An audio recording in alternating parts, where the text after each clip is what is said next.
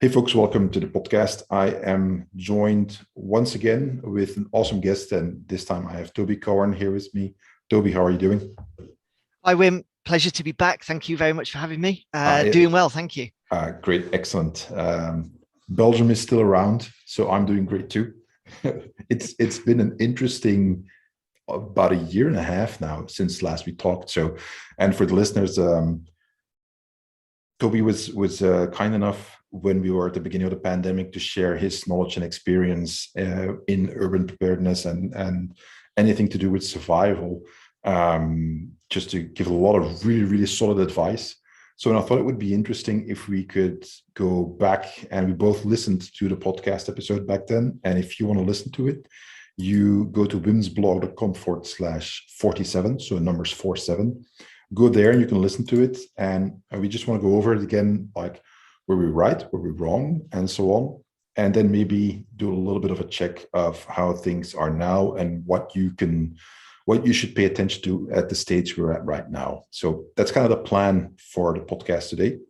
And we will be doing bonus episodes afterwards for my Patreon, and I'll share some of the questions that Toby will be answering. Um, we're planning on making a really great part, the bonus part, because there will be epic rants most likely. All right, that's it. Toby, maybe you can very quickly just give a little bit of a background about you for the people who missed it last time. Yep, certainly. So my name is Toby Cowern. I'm basically working as a wilderness survival instructor and an urban preparedness instructor. I also sit on the board of three different companies at director level. One of those is looking at peer support networks and peer-to-peer coaching in support of mental health. The other is looking at provision and development and delivery of outdoor activities. That's based here in Sweden. And then the third is my own company, which is focused very much now on nature-based therapy or meaningful connection with the natural environment. So quite broad spectrum. Just to throw a couple more hats in the mix, I also am active duty military here in the Swedish Home Guard, a part-time firefighter, a husband, a father, and probably a couple of other things I've missed as well. Okay, that's pretty good. That's pretty good. So I'm maybe mention your military background because I think it's relevant. It's not about boasting. It's just that people, know that you actually do have a fair bit of experience on that level as well. Yeah, certainly. So obviously, even though I'm based in Sweden, I was UK born and bred, had the absolute honour and privilege to serve for 5 years in the Royal Marine Reserves and 7 years in British military intelligence whilst I was UK based. And yeah, two very different branches of the service, super interesting, some great jobs in there. And, even when I moved to Sweden, got my dual nationality, I really still wanted to support that sort of military side of me. So in 3 years and counting with the Home Guard now here in I-19, which is the northernmost based mechanized infantry unit. Went back to my infantry roots for what it's worth. Okay, excellent. So, folks, I mean, there's a lot more to it because Toby's been into survival and preparedness like we said last time, for as long as you can remember, basically. So, and obviously living in what I say to one of my Swedish friends, like the fierce northern wastelands, you do get a lot of practice in making sure that you can survive. And this is something that I'm going to try not to rant, but this is something that the last, let's say, 10, 20, maybe more years that has been increasingly a problem as more and more people live in urban or suburban environments, is that they lose touch with nature. They don't know what nature is like anymore. They don't know what animals are like because they watch too many Disney movies and cartoons where all the animals are nice and fluffy. And that if you live in like the northern part of Scandinavia, like you do, that's pretty rough weather out there sometimes. And as in you are not prepared right now, you risk dying. I mean, you can die of exposure, you can die of many things, but if you don't take into account that the planet is actively trying to kill you, you're not going to make it. And it's not going to be about how tough you are, because everybody can go down when nature really does its best to get you. So you have to have a certain mindset, like, okay, this is normal. We have to be prepared for our environment. The same reasoning applies to if you're in an urban context. And if you live, for instance, in the bad part of town, there's a lot of violence, gang activity, and so on. it's the same thing. You don't just do anything. You know, like, okay, these guys, I gotta leave those alone. And if this happens, you know, we hit the floor because there's gunfire, and we try to get, for instance, get to the bathtub because that's going to protect us a little bit more. So there's stuff that we assume automatically in our own environment, and then forget that, well, the same reasoning applies everywhere else on Earth. The environment is different, but the concept of you have to take into account your environment, that should be like a given, should be standard, and it's not. And we were just talking about this before we started recording, is that, well, one of the problems that I mostly see is people are equating more and more their own experience with universal truth. Like, this is how life is for me, so it's the same for everybody else. And anybody who says different, he's obviously lying, because I know it's true because I lived this here. And my point is then, well, you know, his truth is just as valid because he's lived through that. And different environment, different context, it's going to have different experiences. Anyway, so that's my semi rant. I'll call it that. So that said, maybe we should start by going back to what we said last time. So again, invincible.com/47. And I'm going to say it up front. I think we called it really, really well, especially you. Did we say anything that you say now, like a year and a half later, like, okay, we got that completely wrong? So when I re-listened to it, it was actually quite an eerie sensation. And it was, and I sort of, there was some trepidation pressing play, because obviously it was 18 months ago. I can't remember what I said.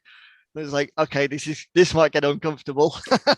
But no, actually, I was really happy. I was glad. I think, we did a good job.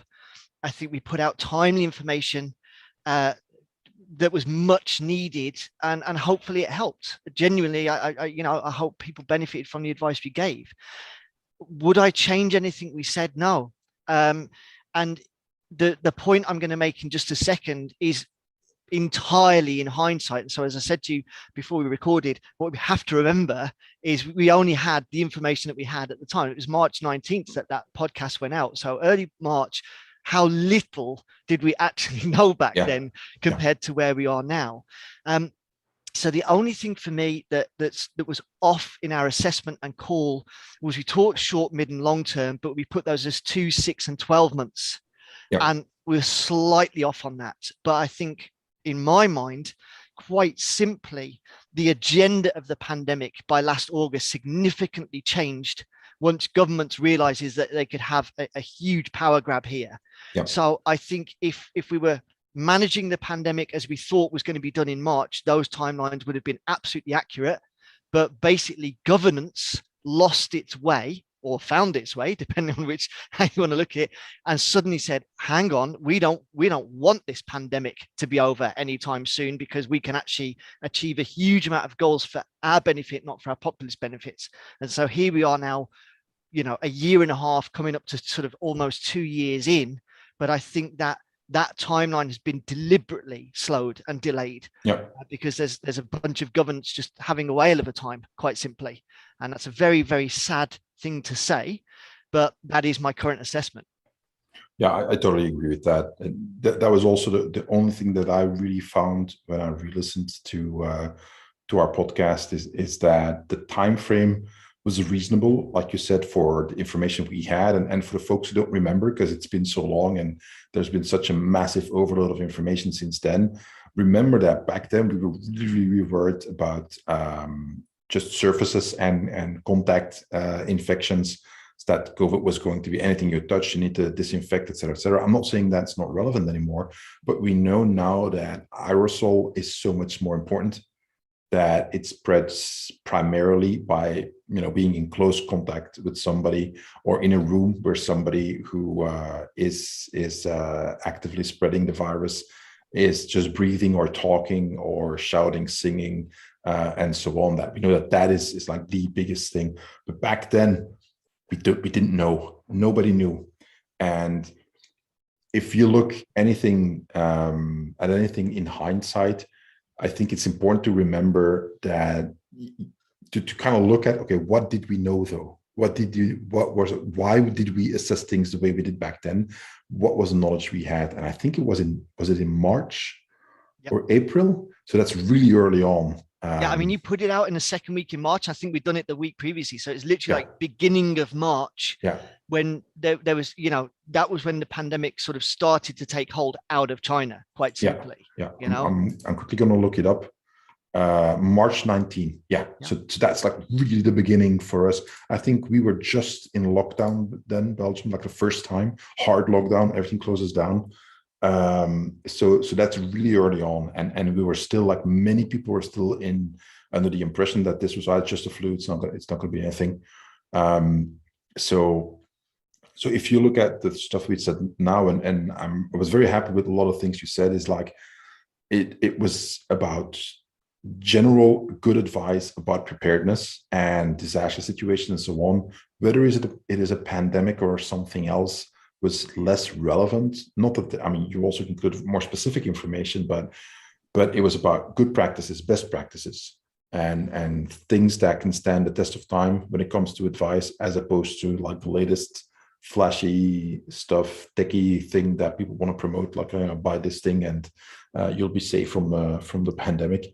And it was a lot more about just solid advice and things that you can do that you can keep with you for the next time, because there will be a next time.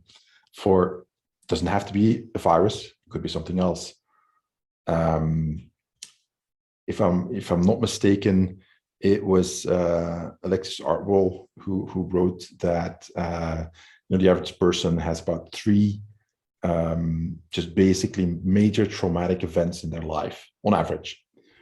And my mind, when it comes to this here, is like, for some people the pandemic will be a traumatic event. For other people it will have been the time of their lives. They will be like, yeah, this is awesome, let's do it again. And other people will be devastated by it.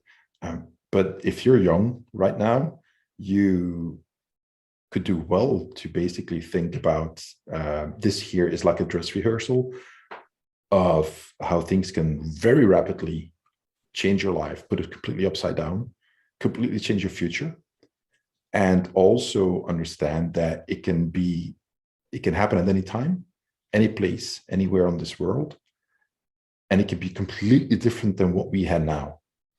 So, and before we go on, I want to mention a little bit, go a little bit of on a sidetrack.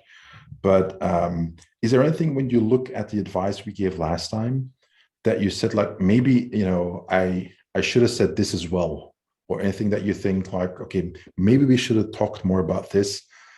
Just top of your head. Yeah. So hindsight's wonderful, isn't it? And there was a part in that podcast sort of midway through, and you specifically asked about staying healthy, because we were talking mid and long term.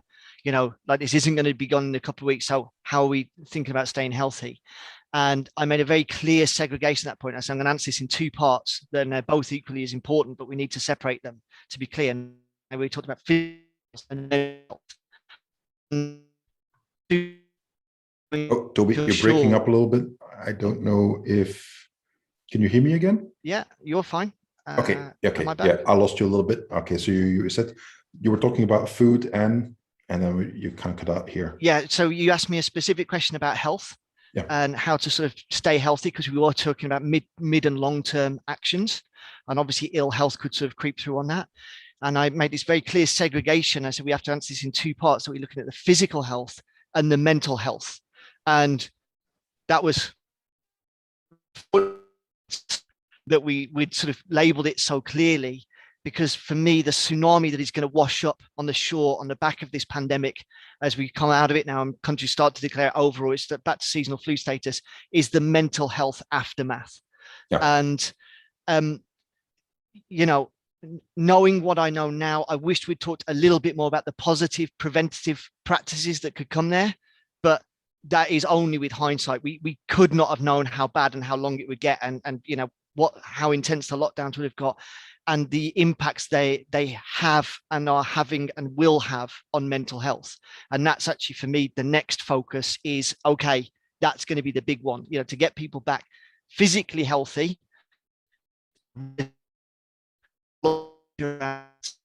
the mental health fallout of this is going to be exceptionally problematic and generationally reaching, quite simply. Yeah.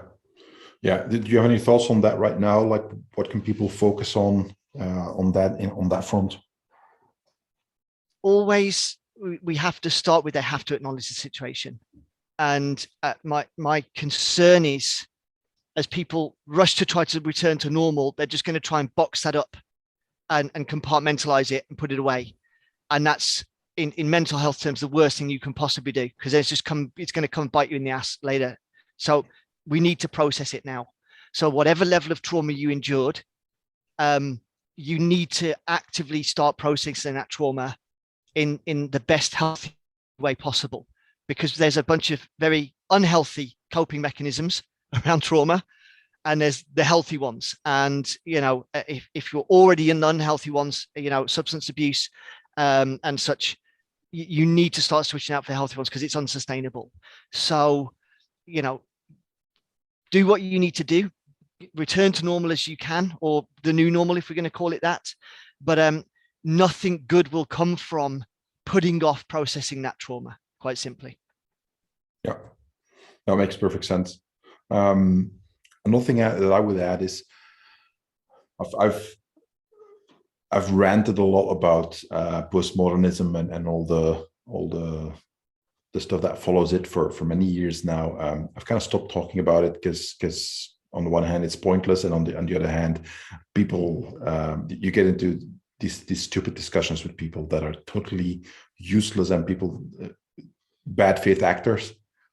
They ask you supposedly an honest question, but basically it's preloaded with a bunch of stuff that you can always tell, like, okay, they're going to start shit posting and trolling and so on, and they don't want an honest discussion. They just want to spread their message and basically chastise you or try to get you canceled. But here's the point. So what I see a lot is this kind of learned helplessness, this focus on being a victim. Now, that doesn't mean that people can be victims, or that they're not in a bad situation. That's not what I mean. I'm talking about something completely different. My point is that here on this planet, life has always been tough for everybody, barring like a fraction of the population, like the lucky few. They had a reasonably good life, but for most people throughout human history, it's been struggling. Struggling has been the de facto standard for the vast majority of people. And if you study history, and I very much encourage everybody to study history, because then you will learn that and I'm going to slightly exaggerate, 99.99% of the people throughout history, life was horribly hard, often very brutal, filled with violence, and ended very quickly. That was the standard for millennia. We now live in an age where, mostly in Western countries, in developed countries, for the vast majority of people, this is no longer the case. Even the people who have it the worst nowadays in most Western countries, they have a living standard that is so far beyond what people had only a few centuries ago in the same place. So, and kind of points to the problem where we are finding these things to be self-evident, and that they seem like a universal human right, and maybe they are, but they don't automatically just come popping out of the sky. Somebody has to make that happen, and society as a whole has to do that. So if you focus on helplessness and being a victim, you don't necessarily acquire the skills to deal with the problems that will arise in your lifetime, whether it's from a pandemic or another natural type disaster and so on. So being anti-fragile, as it's kind of like the bang word of the last few years, I think there's something to say about that. Having a survivor's mindset and focusing on what you can do and focusing on moving forward, as opposed to woe is me, and this is the worst thing ever, and I am the victim, and somebody needs to pay. I'm not saying that isn't important or relevant. What I am saying is that when you're in a pandemic like you are right now, that just doesn't help. I mean, you still need to, like you said, you need to have shelter, you need to have food, you need to have all the pillars of survival, have those squared away. And unless you have those, focusing on how you feel, how bad you feel, that's not going to work. And that kind of brings me to what you just said about, okay, we're coming to the end of the pandemic for many people. Okay, deal with it now. Don't wait for this to kind of fester on the inside if you have trauma, and deal with it now, because the world is, and we're going to talk about this later, the world is very, very rapidly changing into something you will not recognize in a few years' time. Already it's gone so far that, and there's a lot more stuff coming along the way. So how can people kind of more get away from having the victim mentality and the grievances mindset, more towards a survivor's mindset, a strong mindset of being prepared while still living a reasonable life, not going to extremes? So just to address a point you raised there before answering that question, Wim, and I think it's a great one that you raised, and what I call it is the empowered victim.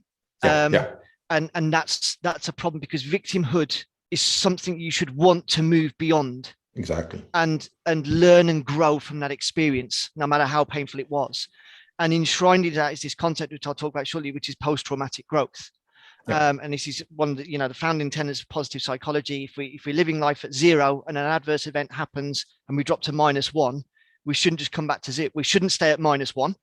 We definitely shouldn't drop to -2, but we shouldn't just aim to come back to 0. We should get to +1. Actually say, what have I learned, and what can I take away from that very negative experience, and actually make me a stronger, more resilient, more powerful version of my previous self from that experience. That whole model falls down if you're more recognized and more rewarded at -1 than you were at 0, because where's your motivation to move out of it? And so the empowered victim, that status that's awarded for the first time in humanity in this time now, is very problematic, and it's totally unsustainable. And to make it generational victimhood, that's like end of bloodline type stuff, because the world will move beyond you. In this very temporary phase, victimhood is empowered and rewarded and accoladed. It very soon won't, because it can't, because times are going to get tough again.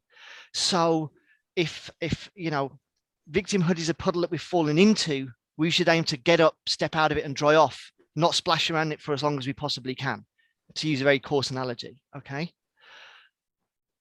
Where do we go? First of all, we reward ourselves and acknowledge ourselves that we're still alive, because that's the essence of survival. So we must have done something right? So well done. Take home the things that worked, understand and analyze the things that could have been better, process those traumas to the best of your ability, and then build more resilience. Or just acknowledge, even if there's not much more resilience to go, you did okay. And so next time, next adverse event, you've got this. Because I think a lot of people got pushed into, if we'd have said in March, you're going to have to go through this next 12 months in these order, a lot of people said, that's never going to happen.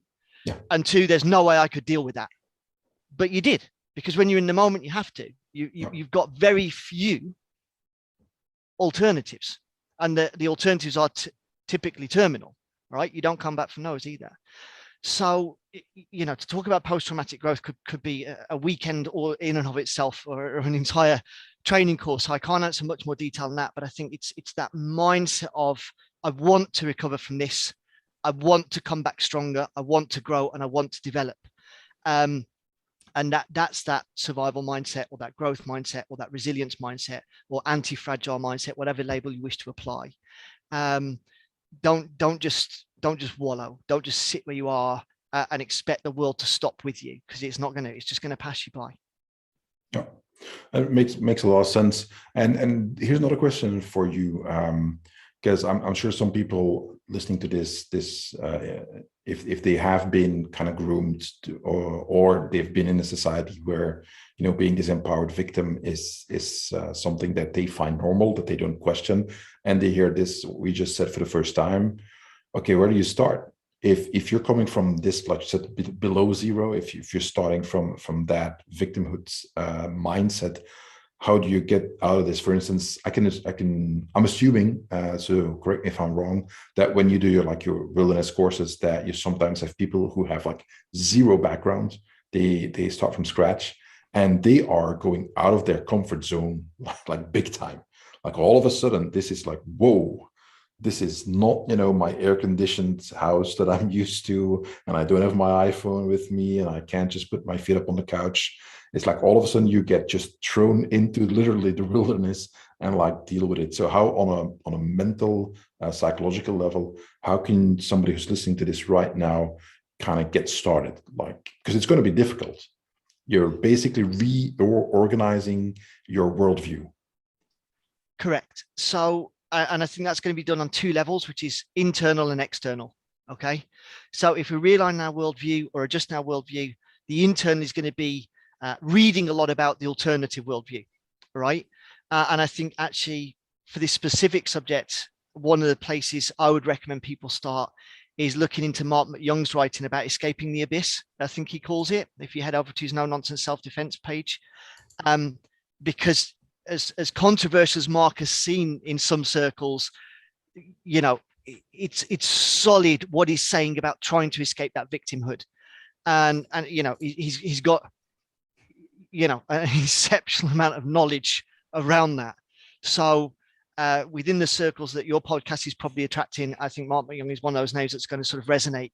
Yeah. And I'd start there. And there's a bunch of books on self-help and self-improvement and things. And that's the problem, isn't it? It's a minefield. Yeah. It's a big sail zone. So the external end is about mentorship. It's about having the right person to help you along. So like you say, people are coming on my courses, sometimes with zero experience. That's why they're coming on my courses, because they're recognizing me as a credible instructor that's going to know how to mentor and manage them and instruct and teach in that process to develop their skills on the correct scale. That might be dropping them in at the deep end. We talked about the difference between education and experiential before. So they might jump in on the experiential course, or they might start off gently on the educational course. So I don't think it's a journey you'll ever make fully internally. I think you're going to have to get some external help. And one of the first really uncomfortable questions might be eking out people outside of your echo chamber and saying, am I an empowered victim? And brace yourself for the answer.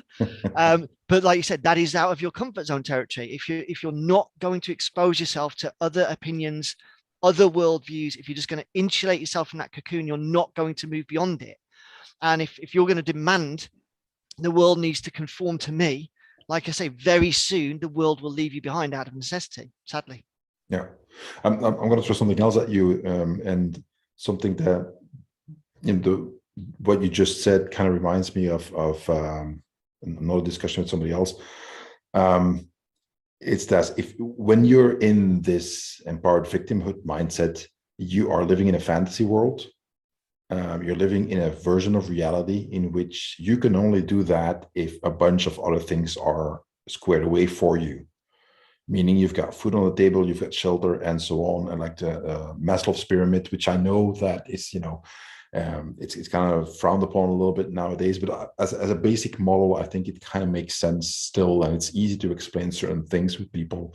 But if your basic biological needs are met, then you can move to the higher levels where you can think about being a victim. If you are starving, the only thing you can think about is food and water. That's it. If you find food and water, but you're freezing your butt off every day, you're going to have to think about better shelter than whatever you have right now, because you know that's no way to live. So you're not thinking about your victimhood status. Your sole focus is on survival. And if you don't make that your sole focus, you're not going to make it. There will be no you. There will be no you to think about, what your status is, because you'll be gone. You'll be dead. That's the way the planet works. And I want to throw this at you, just get your take on this. But what I think a lot of the people who are in that victimhood mentality are struggling with is, it seems to me they want to believe in the makeable world, that we can craft our environment into this sort of, utopian perfect world in which they no longer have to be a victim or whatever is coming at them that makes them a victim is taken care of, and so on. And there's such a wide variety of people claiming victimhood that there has to be a godlike figure almost who can craft this utopian world where all these problems just disappear. And that the sole belief of we can make this, we can do this, is very much at odds with nature. Nature is the ultimate power on this planet that will prove to you just how powerless you are, how unmakeable the world can be. Now, we've come a gigantic way from, the first steps of man on Earth to we're literally going to other planets. So we've gone a gigantic way of along the path of controlling our environment, but that is not like the standard. And the Earth still regularly reminds us that, like, screw you, I'm still stronger than you. Here's a tsunami on your ass, deal with it. Or here's a flood. Belgium, we had floods about 2 months ago. Germany, same thing. Entire towns wiped away. Now, and I'll talk a little bit more about that later on, but we're supposedly the heart of Europe. Brussels is the heart of Europe. NATO is here, the EU is here, et cetera, and like you drive for about an hour or maybe 35 or 45 minutes, and you suddenly come into a wasteland because everything's got flooded and mud streams and what have you. So it can happen to you too, and nature kind of proves that. So how can people who come from this mindset of I can control my environment and I can make the world in the image that I think it needs to be, then get the exposure to nature that, for instance, courses like yours can provide them, and deal with this black and white contrast that is so hard maybe for them to get over. So just to expand again on a point before answering the question, why should people want to move that victimhood space is because if we're taking it back to sort of the self-defense terms, you're very vulnerable. Yeah. You're highly vulnerable to exploitation. And that's the problem for a lot of people right now, is that various governments, especially in developed society, are gorging on those demographics and basically saying, trust us and we'll take care of everything for you. And literally just buying them off. How certain people have survived this pandemic is by staying at home, sitting on their ass, living off government paychecks. And they think, well, this is just wonderful. This is the life for me. That's great until that debt gets called in, and it will. It's inevitable. As you study history, you have been paid off, but that debt will be recalled, whether you like it or not. Right? We're going to get into that soon because we're going to have to start talking about massive changes coming. Okay. But go ahead. So the resilience needs to be outside of the system, but tolerant to the system, let's say. So if I can absolutely appreciate you've got some people here. First of all, saying I'm not a victim, or I'm going to move beyond my victim status. Let's get there. And those that are saying, but I am a victim and I'm doing absolutely fine, and none of what you say is relevant. But that you are very, very vulnerable and will be exploited, and your vulnerability will continue to deteriorate. It will continue to worsen, quite simply. So that would be the motivation. I think in terms of building the resilience, always, we have to start with acknowledging the situation, right? So even if the pandemic is declared over tomorrow, that doesn't mean nature stopped and is going to give us a holiday. Oh, you all had a tough time. We are now going to see those exceptionally powerful, I'll choose my words carefully, COVID policies, decisions made in the moment, in crisis, come home to roost. And so there is a slew of exceptionally severe problems coming, and they're starting to show now, and they are going to profoundly worsen. And that is where the complete shift in the functioning of the world is going to come by sector. We can take it by healthcare, by industry, by supply line, by logistics. You cannot stop the world's economy for a year and a half and expect to get away with it. You just cannot. And anyone that's telling you we did and we will and it's going to be fine is lying to you for a reason. So we're just getting started. The pandemic is the warm-up. sorry, that's my call. There was a year and a half to get used to having the rug pulled out, having misinformation, disinformation, goalpost move constantly, very uncomfortable conversations from big circle to small circle, conflict within the family, absolute polarization. We're just getting warmed up. And I'm not enjoying telling anybody any of this, but that's the actuality of where we're at right now. Yeah, no, makes sense. I'm total agreement. I think that's a big thing. That, like you said, for the people who are having a hard time getting out of the mindset and they want to become more anti-fragile or better able to handle things like a pandemic, is that, like you said, start by acknowledging it, that okay, need to do something about it, but really understand it's going to be necessary, because the world is the world that is coming at you, the world that my children and your children are inheriting, is not the same world we grew up in. And the differences, the changes that we have seen in our lifetime are exponentially bigger than the changes our parents saw in their lifetime.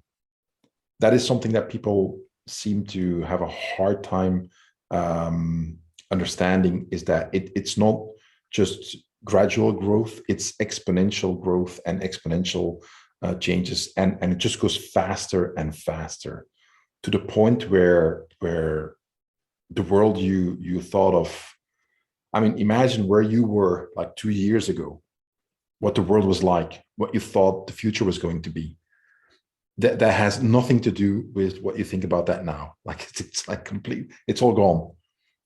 Sure, there's going to be certain things that will, remain the same, but the way everybody views the world right now is radically different, and that is not going away. That is going to stay. Like you said, there's going to be rapid changes that are already happening, and there's a lot more coming along the way. But just to get back to the question a little bit, is there any like really shorthand advice that you could give somebody, like, okay, I want to get to this place of being more anti-fragile and more prepared, like, but I'm starting from this basically point of victimhood. Okay, where do I start? As opposed, I've acknowledged the problem. Okay, what's next? And I know this is a difficult question because there's so many variables and so much involved, and I know I'm putting you a little bit on the spot, but maybe something that you could give, generally speaking, to people who listen to this is like, damn, these two guys are so awesome. They're so right. I want to be like them. I would say, be like Toby, don't be like me. So, first of all, it's a great question, and it's one that's being asked more frequently and more loudly. And Selko and I, for those who don't know Selko, this is my good friend and business partner based down in the Balkan regions, and we're heavily involved in the sort of urban preparedness delivery together. Him talking a lot about his experience through the Balkan War of the early 90s and beyond. And even now he's working in the healthcare sector, and he's been, in the emergency room throughout the entire pandemic. So he's going on his historical background and also his new experiences as well. And we're actually not next week, the week after, recording a dedicated course of resilience for individuals, and breaking it down into all of the, the models that we've got, the teaching models, and all of the necessary steps. And that's going to be, 5 to 7 hours long, because that's how long it's going to take to basically impart that foundational information. Okay. So that's coming soon, and I'll be delighted to sort of send you that link over once we've got it. Because it's, to answer the question comprehensively in less than that is almost impossible. I know. Okay. So, but that's why we'll create this online course so people can access it and go through it very methodically and step by step. And there's quite a sense of urgency on that, because whilst a lot of it is about mindset and thought process and worldview, there is some physical elements to it. And because of some of our top concerns right now being supply chain interruptions, lack of supply and inflation, it's like you need to start buying certain things very quickly, because they'll either be incredibly scarce or just completely out of your price range in the not too distant future. Yeah. Because those are two of the juggernauts that are just washing up. Sorry, not to mix analogies. Those are two things that are coming down the train tracks at us right now. And you'll see going into winter, serious problems around that. And that's not restricted to any one specific country, sadly. So I think without repeating ourselves, we covered a lot of great information in the previous podcast, especially between sort of, I think it was 25 minutes and 105. So if people want the condensed version, just listen to that 40 minutes and just replace every time we mention pandemic with whatever's coming next. Because that was the thing with the 7 pillars model. It's not about preparing for a specific crisis. It's about just being more well prepared and more resilient in your daily life. And so that was a frustration of ours in the beginning when people said, what should we be doing specifically for the pandemic? Well, if you followed our advice and our guidance over the last 10 years, nothing that you haven't already done, because you would have had that within your general plan, because it was entirely predictable and foreseeable. You know, it's in the top 10 consistently, and sadly still is, because this wasn't in nature fatality terms a true pandemic. No. That we are still due a Spanish flu level pandemic. Is it going to be a resurgence of COVID in a mutated form in the near future, or is it going to be something entirely different? We don't know, but we're very overdue a 30 to 60% species extinction event, quite simply, and nature delivers, you know, normally quite punctually. So I really don't want to doom and gloom this too much. I feel like the biggest depression monger. But the key thing is we're not talking about fear here. This is the big difference. We're not pumping that media agenda of trying to make people fearful. We're trying to inform you so you can take positive action. And the one thing I would say right now to answer that question, the best thing you can do, knowing that, and we said it in the first interview, individuals don't last long. It's all about community. Yeah. The best thing you can do, one, is calm yourself down, because everybody's very, very stressed and irate right now. I know the worst thing you do to someone who's irritated is say, calm down. So that's an internal journey, and start making friends, or at least stop making enemies. There is entirely too many people just going mad, hyper polarized and demanding, you know, if you don't agree with me on all these things, unfriend me now. Yeah. And you know what? People will.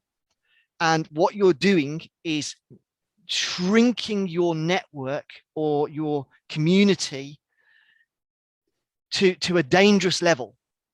And the problem is, what makes a community resilient is a diverse skill set. So people have an investment in everyone surviving. They're willing to share and trade knowledge and skills, and there's diversity. And the problem is, if you narrow yourself in a certain demographic to a certain echo chamber, you probably have a very small group with very few skills. And when it comes to, you know, the bigger tribal identities and tribe on tribe in true survival terms, you ain't lasting long, and no one's interested in keeping you alive because you've not got any skills. You know, if we look at historically tribal warfare, you know, we'd seize over resources, we'd take your land, kill all the warriors, or give an opportunity to come to our side, you know, kill all the ugly women, kill all the children, stop the bloodlines. I don't know. And not being flippant, you know, there it is. No, yeah. Why are you offered you can switch sides and fight with us? Because you're a good warrior. You fought valiantly, or you've got skills. If you don't have those, we don't need you. You're just a useless mouth to feed. Yeah. Right? You've got more specific historical examples than me, I'm sure, Wim, but that we're not far off being in that realm. No, and in certain places in the world, life still is like that. Or is regressing to that very quickly. Yeah. And things like a pandemic tend to bring this out in humanity. And this is documented historically. I'm sure all the psychologists and what have you will be able to explain all the reasons why humans function like this. But there's no debate about that this is how human beings behave, because we have tons and tons and tons of evidence, historically speaking, and today, that this is how people behave. And for people who grew up with the victim mindset, to very quickly, you know, touch upon that again, I know this is a difficult message to accept, which is the reason why I said, go study history. I implore people, go listen to Dan Carlin's Hardcore History. I'll put a link in the show notes, and I'm taking notes as I write this. Go listen. Just as you note that, Wim, I'll just so you don't have to do two things at once. I just want to jump in and say, you know, the fundamental on all of this, the problems start when there's more people than resources. Yeah. That's when the crazy comes in. Yeah. And that's where we're headed. Okay. Yeah. Yeah. Sorry. And that's a critical thing. The reason why I mentioned it is that Dan Carlin is perhaps one of the best podcasters in the world. He's such an engaging just narrator, the way he talks and the way he explains it, and all the research that him and his team do. Go listen to Blueprint for Armageddon. That is about World War One. He's got a whole series about World War Two, and now he's doing Supernova in the East, so the Second World War in the East, in the Pacific, and so on. Listen to those and understand that this is not that long ago. There are people walking around who were in those wars. They're old people now, but they remember, they were there. And that will show you just how far humanity can go in just undescribable horror.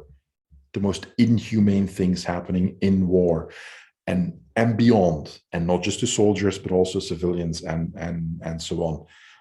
And then you can listen to King of Kings and all the older episodes where he talks about, things that happened thousands of years ago, and just study history. You will see that the modern civilization is a very, very thin veneer of civility over what we, in essence, is a very brutal species on this planet. We are very brutal towards each other, very cruel, consistently. Not just once, but consistently. And this is how societies tend to, like you said, revert to under stress. And when resources become scarce, that's exactly like you just said, Toby, is that then it's just everyone for himself. And it's very simple for the people who are still shaking their heads when they're listening to this, is that, okay, so I'm a parent, I have 2 children. Resources are scarce. There's not a lot of food. Who am I going to feed first? Well, I'm going to feed my children first. Okay. I run out of food. What do? Do I tell my kids, well, that's it, kids, we're done with eating and we're going to die in X amount of time? No, I'm going to go out and get food, and you will do the exact same thing. And if that means eventually that you're going to have to take it from somebody else, you will do that. And if you don't, somebody will do it to you when they're desperate. And for many people, this mindset of desperation is something that they cannot comprehend. And the biggest evils happen sometimes for the best of reasons. But for the people on the receiving end of that evil and hardship and brutality, it doesn't matter why it's being done. They still suffer. So, and again, this has consistently been true throughout history. There's no debate. If you see that times are becoming harsher as they are now, and maybe now is a good time that we can transition to what you see coming down the pipeline, it might be a good idea to start working on, preparedness and being, at the very least, mentally and psychologically and emotionally able to function in such harsher times. So that said, Toby, what do you see coming, along the tracks? Where to start? It almost feels like a perfect storm, yeah. Right? Of like any one of these would be super, super bad. Maybe let's start with what I think people will be affected very quickly already, and it's already there. And they have a frame of reference because we've had it, like shortages. So what happened? So like I said last time, one of my students works for a really big company with factories in China, and before anybody was talking about it here, about the pandemic, I talked to him and he said, no, we're shutting down. We're shutting down factories. Now, I know which company he works for. They're a huge conglomerate. If they shut down, it has immediate effects upon I'm not going to say all industries, but many, many critical infrastructure industries around the world, because they provide the materials for a lot of other industries to function. So if they shut down, that means that X amount of time afterwards, there will be a lack of the things that they normally make for a bunch of other industries. And that was one company. Now, for the people listening, Go look up how many companies got shut down in the East, in the West, doesn't matter where it is, how many ports were closed, which means that transportation stops, that you can't find a cargo container to ship anything, and how often that happened throughout the last year and a half. So that means that the production chain from start to end product to where, in stores or wherever you buy it or whatever it is, that gets disrupted. And we live in an integrated global economy, meaning the just-in-time delivery model that became more and more the standard is that we only assemble things at the last possible moment, so we don't have to have a lot of stock, and then we assemble it and we ship it out and it gets to you. So we don't have truckloads of stock available of computers or what have you. But that requires that components are available, and they aren't. They weren't suddenly, and they still aren't. There's still a chip shortage. I was just talking to somebody who has a car dealership, and he said, delivery time new car, 10 months. And it could be longer if the shortages keep going, and they're going to keep going. They're going to keep happening. So this is just to give people a frame of reference, like how the world works. Your iPhone, your whatever you're buying, it just doesn't materialize out of thin air. There's thousands upon thousands of people involved in getting that together and getting it delivered to you via Amazon or whatever. And that process has been disrupted. At the price point. At that price point, yes, at exactly. The price point that was set. Good point. Okay, so giving that as a frame of reference for folks, what do you see on that front coming at us? So I absolutely agree with everything you're saying there, Wim. Brilliant summary. And I'm just going to sort of slightly stretch that sort of model out, because it's not about supply shortages that, more things have been ordered than can be delivered. Every stage of the supply chain is compromised from raw materials up. Okay. So we're either seeing shortages of raw materials or inability to access them because the mines are closed or the ports are closed or the automation isn't working because it can't be repaired because some other part of the system can't resupply. And so you've just got this interconnected cog network with like fouls in like multiple cogs. So it's not just fixing one thing or moving one thing somewhere else. The whole system has now got vulnerabilities and shortages and problems. Even if the system was working, then the logistics is failing, the transportation methods. As you say, look at ports, that container prices are up. So moving anything is 2,000 times more expensive than it was a year ago. Companies don't have those profit margins to play with. So that's going to end user. So either it's not available or it's now only available at a price you can't pay. Does it really matter which it is? You as the end user don't have it, quite simply. The only issue is if it goes to the end user can't pay, that business fails because no one buys its product anymore. And what's really interesting for those that are stuck with us so far, it isn't just about the interconnectivity of the supply chain, it's the complexity. So I'll use one very timely example right now. Carbon dioxide in the UK is a massive issue, and its price has risen 500% in 1 week because there's no supply available. Why is there no supply available? Because fuel prices are up. Talk about that separately. But the CO2 is a byproduct of ammonia production. So the ammonia plant shut because of fuel prices, and the byproduct that they were selling of that industrial process has now ground to a whole other industries. Who knew carbon dioxide was essential in the butchery of pork, of pigs and chickens? Well, a lot more people than it did last week, right? Because now there's suddenly a shortage of those things. Although there isn't a shortage, is there? There's all the pigs and chicken, but they just can't dispatch them in the ethically agreed manner. So now you're just saying farmers we're just gonna have to cull this entire herd and we can't sell it because we can't sell it if we butcher it this other way. Now, oh, wow. And that's just a very simple, clear example. How complex the system we've built, the interdependency, the interconnectivity. Now let's add in air travel. Do you think all the planes have been in the sky for the last 2 years, flying with empty seats? No, that entire industry has been decimated, right? So, and things that travel by air can't travel by ship, and things that travel by ship can't necessarily travel by air. So it's not just, oh, well, send them another way. It's not that easy. And at some point, strategic decisions will be made by these companies. This just isn't viable. We're walking away. We're shuttering the plant. We're closing down. We're whatever. So the system was built on exceptional risk with no depth of resilience. And so the resilience we expect systemically is now falling far greater to us at an individual level. And a lot of the future for us is going to be managing our own expectations. For some people, what they're saying now is a lack of supply or a shortage, and it isn't. It's just a lack of choice. They've still got all the products you need in a supermarket, but they just don't have 27 of them.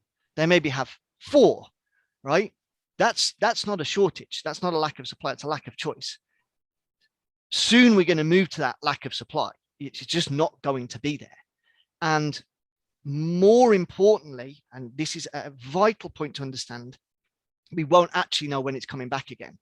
And what we see historically in people, good examples of survivorship, good examples of survival story, community and society stays calm when they clearly perceive an end, right?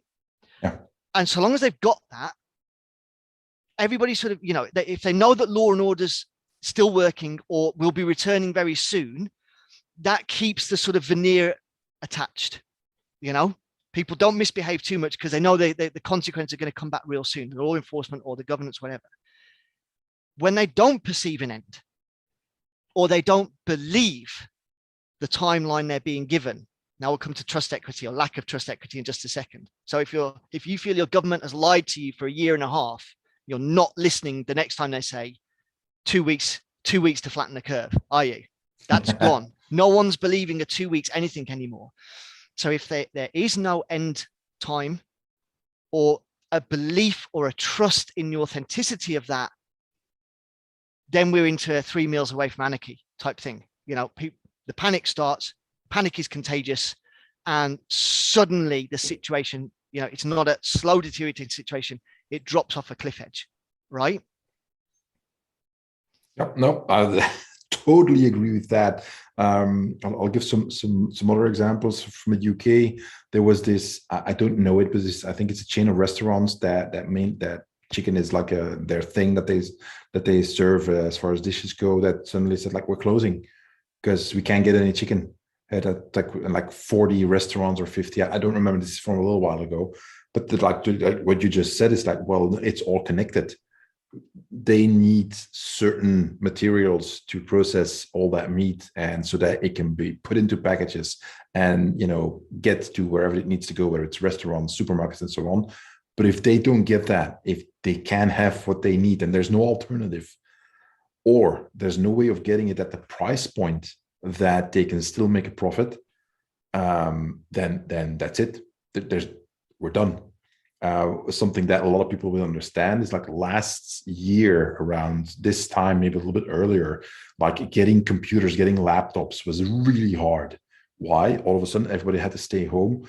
All the inventory was sold very quickly. And there was nothing new coming. So then companies have to catch up. And that takes time. People don't understand how much time it takes to manage this. Why? Again, we get back to the just-in-time delivery. That was that has been part of industry for a while, but also that companies, they work on business plans and they work with forecasts and so on. So they don't just have like unlimited money that they can just buy unlimited raw materials, start producing, having these gigantic stocks pile up, et cetera, et cetera. Why? Well, stock management means that if you do it poorly, you end up with stuff that you can't sell at a profitable margin anymore. So they want to have the least amount of stock possible so that they can keep on selling stuff, that they never stuck with something that all of a sudden, for whatever reason, could be that your competitor comes out with a new product and people like that more, and all of a sudden you don't sell it anymore, and you're stuck there. And then this is how you go bankrupt, by not managing your stock correctly, overstocking certain things, understocking others, and so on. So there's a whole science behind that. But suddenly you couldn't get a laptop anymore. Just even getting a stupid computer mouse was difficult. I tried. I needed a new laptop last year because my previous one was kind of it couldn't handle all the work that I was putting it through with video editing and so on. It was horrible. It took me months to get something at a price point that I could afford. And that delivered what I needed. And the guys in the shop told me, like, listen, we understand how you feel, but we can't tell you how hard it is for us to get stuff, like stupid stuff, like a headset like the one you're wearing. It took me weeks and weeks and weeks on end to find a wireless headset that I could afford. If I was willing to pay hundreds of dollars, sure, but I wasn't willing to. So anyway, so all of that stuff that I just mentioned requires computer chips. Right. I think I just want to add three sort of specific points on top of what you're saying there, Wim, if that's okay. Yeah, go. We've got to look at the direct consequences of what we're talking about here, because supply chains feels very sort of ethereal. So first of all, you as the end consumer are getting affected because it's either not there or you can't afford it. Obviously, as businesses shutter or practices change or they close down, the people employed there are directly affected. So they're just not getting paid. So there's an absence of money. Yeah. And the third part is that now I've lost my own train of thought. You were saying on about computer chips. Yeah, sorry, predatory working practices. As you know, aggressive, driven, intelligent people assess there is going to be a sudden surge in interest in this. They're the ones that will run in, buy up all the existing inventory, existing price, sit on it, right? And then wait for the crisis to come inevitably, and then be like, hey, anyone want to buy this? It's 400% more, 600% more, 1,000% more. And now it's just purely supply and demand. And that happened for every wave of the pandemic. That happened. If you remember at first how difficult it was to have like disinfectant gel and alcohol-based gel, that there was these two guys, I think brothers in the US, that went to all the stores and bought up everything, like hundreds of or thousands even, and then tried 10,000 liters they got huge, and they got arrested, I think, if I'm not mistaken. Here's my question though, and I don't know the answer. Were they doing something illegal? And that's the thing, they had the receipts, they bought all that stuff. And I mean, it's a very interesting case. And actually, you remind me, I need to go back and see how they ruled on that, because they obviously had to make an example. Exactly. Like I said, they had to assure people law and order was still present. Otherwise, everybody's going to start doing this. But I'll be honest with you, I can't believe that case made court. And if they did, I can't believe they didn't walk. Now, okay, because it was the US, they might have had that season, they've lost their investment. Yeah. But that still didn't stop them trying. And there would be many other examples of those brothers in many other countries, many other products got away with it. And then, of course, the real big players, which is the friends of politicians, not only do it, but get a pat on the back for it, right? Let's just even look at PPE contracts awarded at the beginning of the pandemic and how much was paid and how much was delivered, and what the taxpayers on the hook for. Now I'm feeling the rant coming on, but it's not time yet. That's for the Patreon channel. But again, I think the problem is, let's go back to the fundamental points you've addressed. That you asked when you first when I first picked up the call today, how are you doing? I said, I'm tired. People are exhausted. Yeah. They just want normality. They don't want to think about this. They just want that quiet assurance that everything's going to be okay and get back into whatever routine they can. And that's incredibly dangerous, because everything is not okay, right? These vulnerabilities are there. They're being exposed. They're being exploited. And ultimately, it will reach out and touch each and every one of us at varying degrees, at varying stages. But that's the problem. These are going to wash up like waves on the shore. We've focused intently at sort of supply chain and logistics there, but there's other things, defunding the police movement, just the fatigue of the healthcare workers. I would say public safety and health and welfare are just on their knees, if not on their back, hooked up to a defibrillator right now. And they're just not going to be able to keep going. They just can't. It's going, if not collapse, it is going to be exceptionally compromised. I just read an article yesterday that said about the cancer backlog diagnosis and treatment in the UK. They are not sure they will fix it within a generation. The NHS Trust is saying, even if we got back to full capacity, we could not clear these numbers in 10 years. and we are nowhere near getting back to full capacity. Yeah. Right. And then follow that line of thinking. Like, so 10 years of being unable to basically keep up with the development of cancer in a country. So think of all the costs that will bring. That means that extra taxes that you're going to have to pay, which means that the economical climate, the investment climate changes of a country, which means that you might not have a job, or you have to kind of take two jobs maybe, which is a lot of people don't get that. In some countries that is a standard, like you have two, maybe three, even four jobs, and you get ill. Well, that's kind of too bad for you, because we have a backlog in Belgium. Here, one of the directors of a big hospital said that we hope to catch up with all the regular care by the beginning of next year, and that was like a month ago or something that they said that. So just an additional. Go ahead. Yeah, just an additional point on that as well is understand, these care facilities are running on business models. Yeah, exactly. So we're not that far away from it's too costly. Yeah. In early stages of the pandemic, we went to combat triage. Nurses and doctors in ERs saying which patients will receive critical care and which will basically receive medication to ease their passing. All right. And that this is not conspiracy theory. No, that happened and is happening. So at what point does an NHS trust say cancer is now just not survivable? We're just not. If you get a diagnosis, that's you. Here's your palliative care package. Here's your meds. And when the pain's too much, there we go. And that's one legislation change with regards to euthanasia, and that's it solved. We believe. Oh no, but of course they'll always try to cure cancer. If the numbers don't add up, the big guys at the top of the table with the real big wages, right, with all the zeros, are going to start making those decisions, and you are just a number on a spreadsheet. These are managers. These are not doctors. Yeah. So they're just going to say, we need to save this much money, so we need to not treat this many patients. Yeah. That's simple. Because of the way that for some of the companies that I worked for, I got in touch with a lot of people at hospitals and doctors and so on for the past 10 years. And this is exactly true. This is, for some people, they'll have a better view of this and understanding. But back then, like a long time ago, for me, it was kind of like opening my eyes that, like you said, hospitals are businesses. They are not caregiving institutions. It's not welfare. It's not free. It is a business. They have profit margins. They have goals. They have business plans and so on.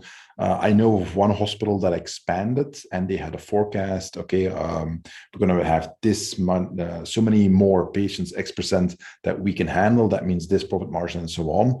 And they found out very quickly in a short amount of time that actually we're more profitable than that. Let's expand some more. So like any company would do, and then the doctors are tracked. How much are you earning? How much are you bringing in? What is your cost structure like, and so on. Just like you said, any manager, and the decisions at the top are not made by the doctor that you go to for whatever you're going to the hospital. It's just like a CEO, it's a manager and a board, and they are making the decisions.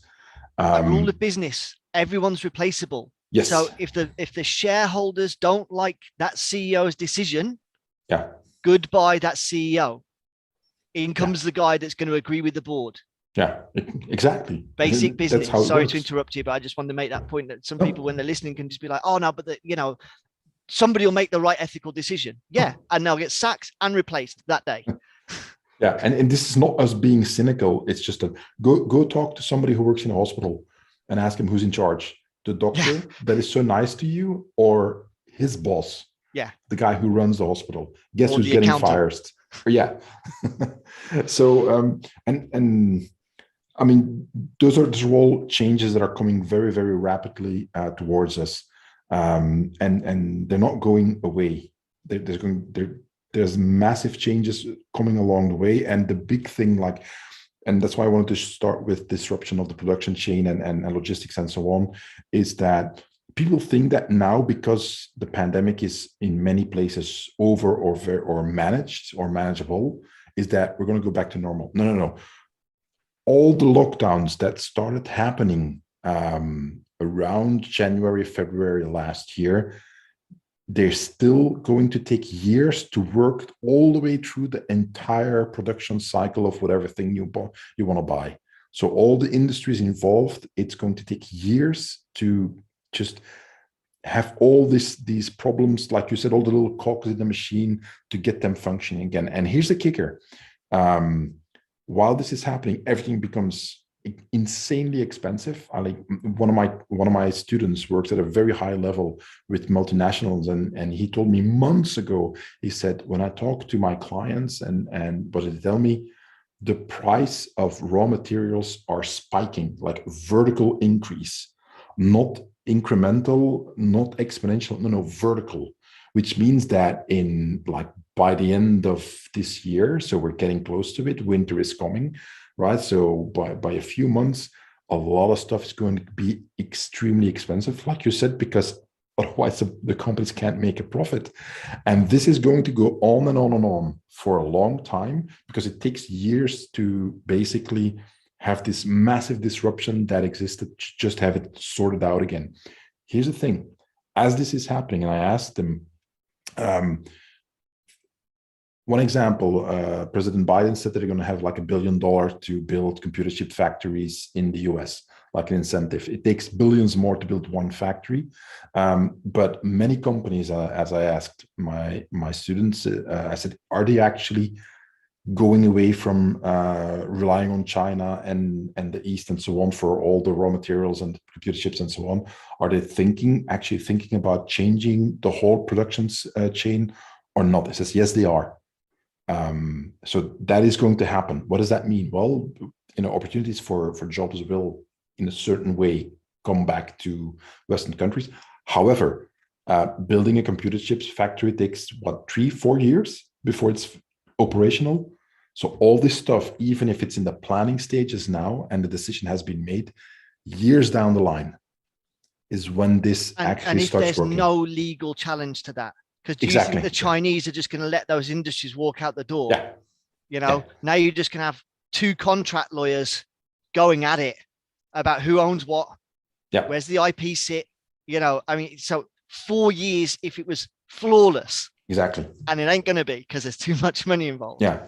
Right? And I think that is a good example of what you and I are trying to say to the listener is, it's very complex, and the talk about production chain and blah, blah, blah, and disruption is maybe boring. The point is that this is going to go on for a long time. A lot of people will be out of a job. A lot of stuff will become expensive, and that has a cumulative effect. It's not just one and done. It's just on top of each other, and it keeps adding up.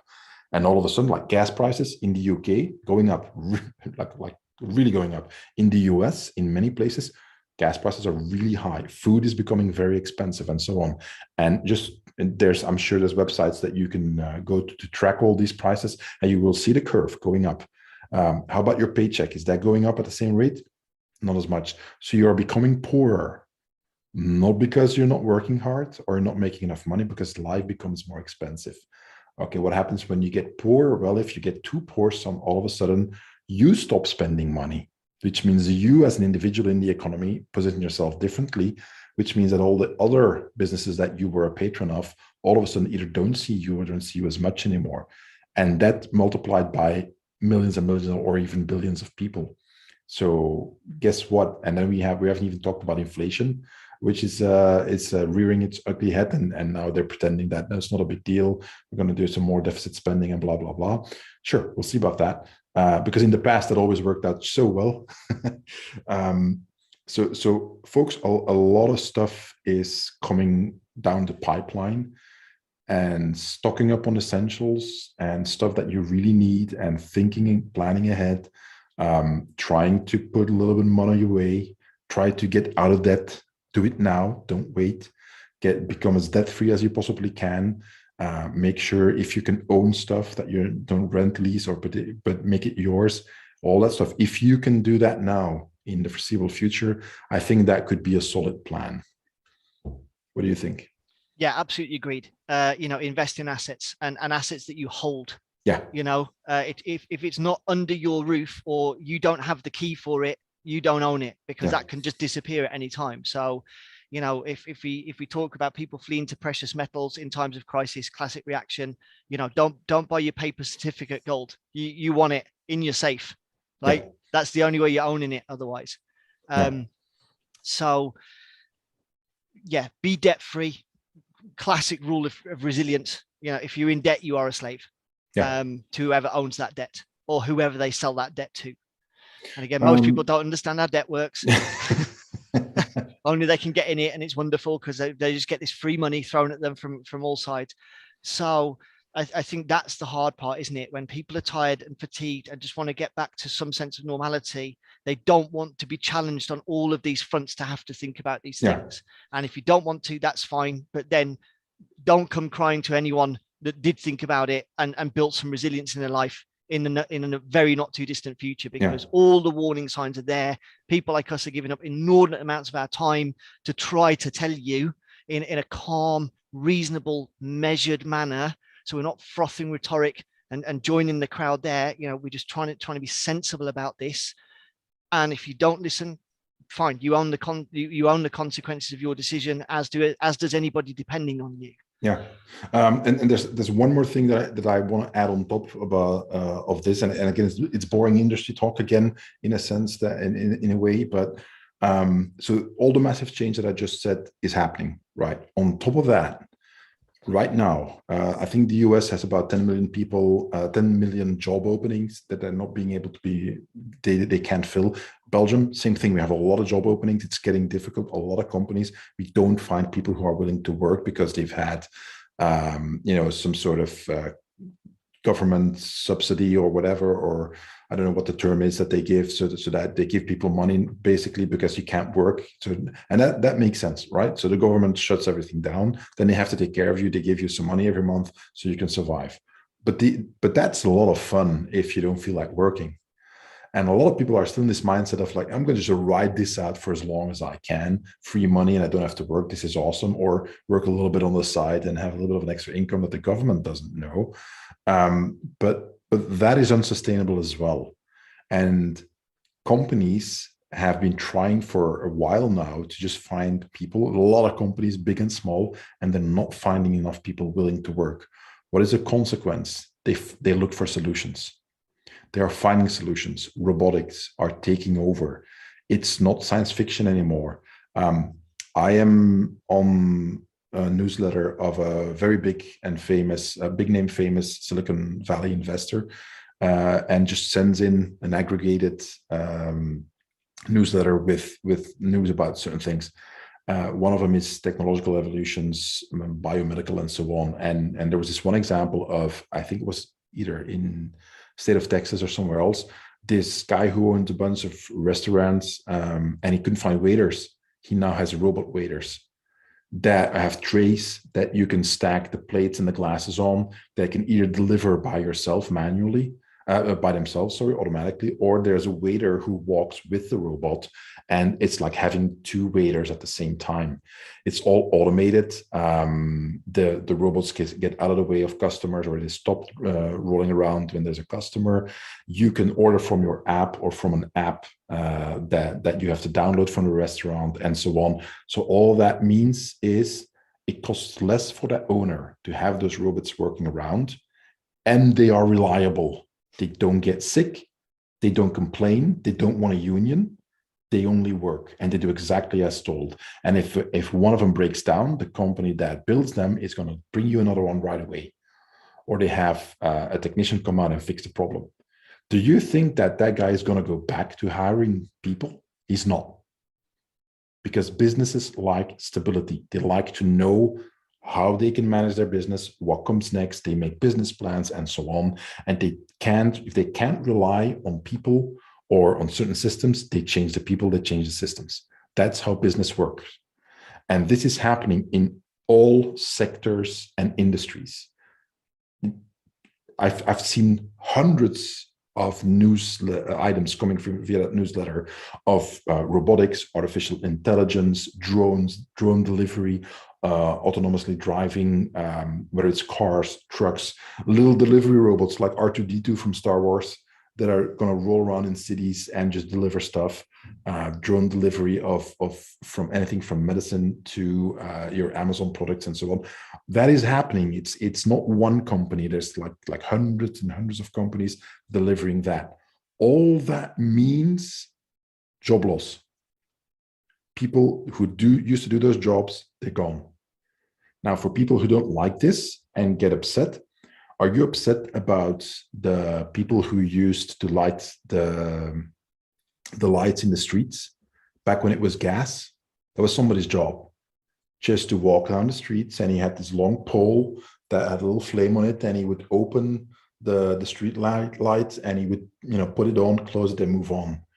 Nobody's whining about the loss of his job now that electricity has taken over. Nobody's whining about the person whose job it was to wake up the laborers by having a long stick that he used to tap on the windows at like 5 a.m. to wake everybody up. That was his job. And then watches became cheaper and alarm systems, and now nobody's doing that job anymore. That person is out of a job. So this is humanity. This is human evolution. Progress is made. Some things become obsolete. Other things stay. Some things change, but things go away. The job that you used to think was critical, and now that's always going to be there, it might be gone. And this is happening, and I'm going to end with this. This is happening at a rate that is exponential. That is so hard to understand. Growth is one thing. Rapid growth is something else. Exponential growth is something else entirely. It's a dimension apart from what I just said with rapid growth. And this is happening right now. We're going to see flying cars, flying cabs. We're going to see it. It's happening like next year. And I'll just make a point on that, Wim, if I can. Yeah. If people sort of say, like, no, why is it exponential? Because it's survival. You made that example earlier on. When you've got to feed the kids and the cupboard's empty and you've got no money, you're going to go out and do whatever you need to get that food. Same for these companies. They are now in survival mode. Yeah. These decision makers who are earning incredible wages, their job depends on coming up with solutions, and more importantly, sustainable solutions, because now the cat's out the bag, isn't it? Does anybody trust the government? If every premier tomorrow said, we assure everybody will never lock down again, just rehire and go back to you, do you think the CEOs are going to believe that? Not a chance. Not a chance. So they are making sustainable solutions in a survival mindset. So this just gets pushed through out of necessity, right? Yeah. That's why it's going to be such a huge leap. And as we said at the beginning, if you're just going to wallow in your puddle of pity, sorry, the world's just going to pass you by. Yeah. It is. So you've just got to understand these changes are coming and be dynamic, be resilient, be ready, because like you say, that entire sector can probably ease very soon, just getting automated. Yeah. But you know what they're not going to do? They're not going to you're not going to know well in advance, because the last thing they want in the transition is a riled up workforce. People are already stressed, already tired, already agitated, already aggressive. So the big decision makers just say, we need to keep things going. So just don't, that's now classified. That's business confidential. Nobody on the shop floor is going to know about it until one day it's just, probably by SMS, isn't it nowadays? Like, you're all fired. Don't come to work today. Yeah. And that's it. I think, was it Amazon did it? No, some warehouse of a supermarket, maybe Walmart, I think automated like 85% of their warehouses over one weekend, if I remember the article. And this was a few months ago now, just there's a decision. We just cannot operate these depots. We cannot get the goods out the door. We're just going to automate it. Yeah. One of my clients works for one of the biggest companies in the world that do like the Clarks that they drive around in depots and so on. Like the I don't know how you say that in English. We call them Clarks, like the forklift trucks and stuff like that. Yeah, just warehouse workers. Yeah. Well, they have automated ones as well. And he said, business has never been this good. All the big players are buying, and warehouse management, it's all being automated. Like Amazon is one of the first that pushed it that far, but it's being automated. I've seen again in the newsletter items of just drones small drones doing warehouse management. People don't understand how warehouse management works, how difficult it is. No, Like keeping logistics track of is everything. massively misunderstood. It's Right? so difficult. And if logistics doesn't work, the company is not profitable. The reason why you can buy it cheap is because there's a whole system behind in making it, but also in managing the stock and making sure everything gets there in time and so on, so that they automatically can do it at these profit margins. And it's only sustainable at those profit margins. A few things change, no longer profitable. I just want to make a point on this, if I can, when you're done. Sorry. Well, yeah. So just what I want to say is that the small drone is flying around, doing QR code scanning and so on. And within 15 minutes, the company has a perfect record of everything in stock. That is unprecedented, this kind of stuff. It didn't happen before. Like a few years ago, they didn't have that. Now they have it. This used to be done by humans, and it was full of errors, but it used to be done by humans. This is no longer going to be done by humans. My brother-in-law used to work at a big company where he had to manage the stock, and it's like just very difficult job, much more difficult than people think to have a good stock management. I mean, not to have a bad one, that's easy, but have one that actually works well and is reliable. That job is going to go away, or it's going to be a one-man job instead of a five-man job. And the point I was going to make is that new sustainable solution solves the current problem, but then it increases vulnerability to other issues. So if we just analyze this, and then we'll move beyond this, because otherwise we're going to bore people together with our economic forum, right?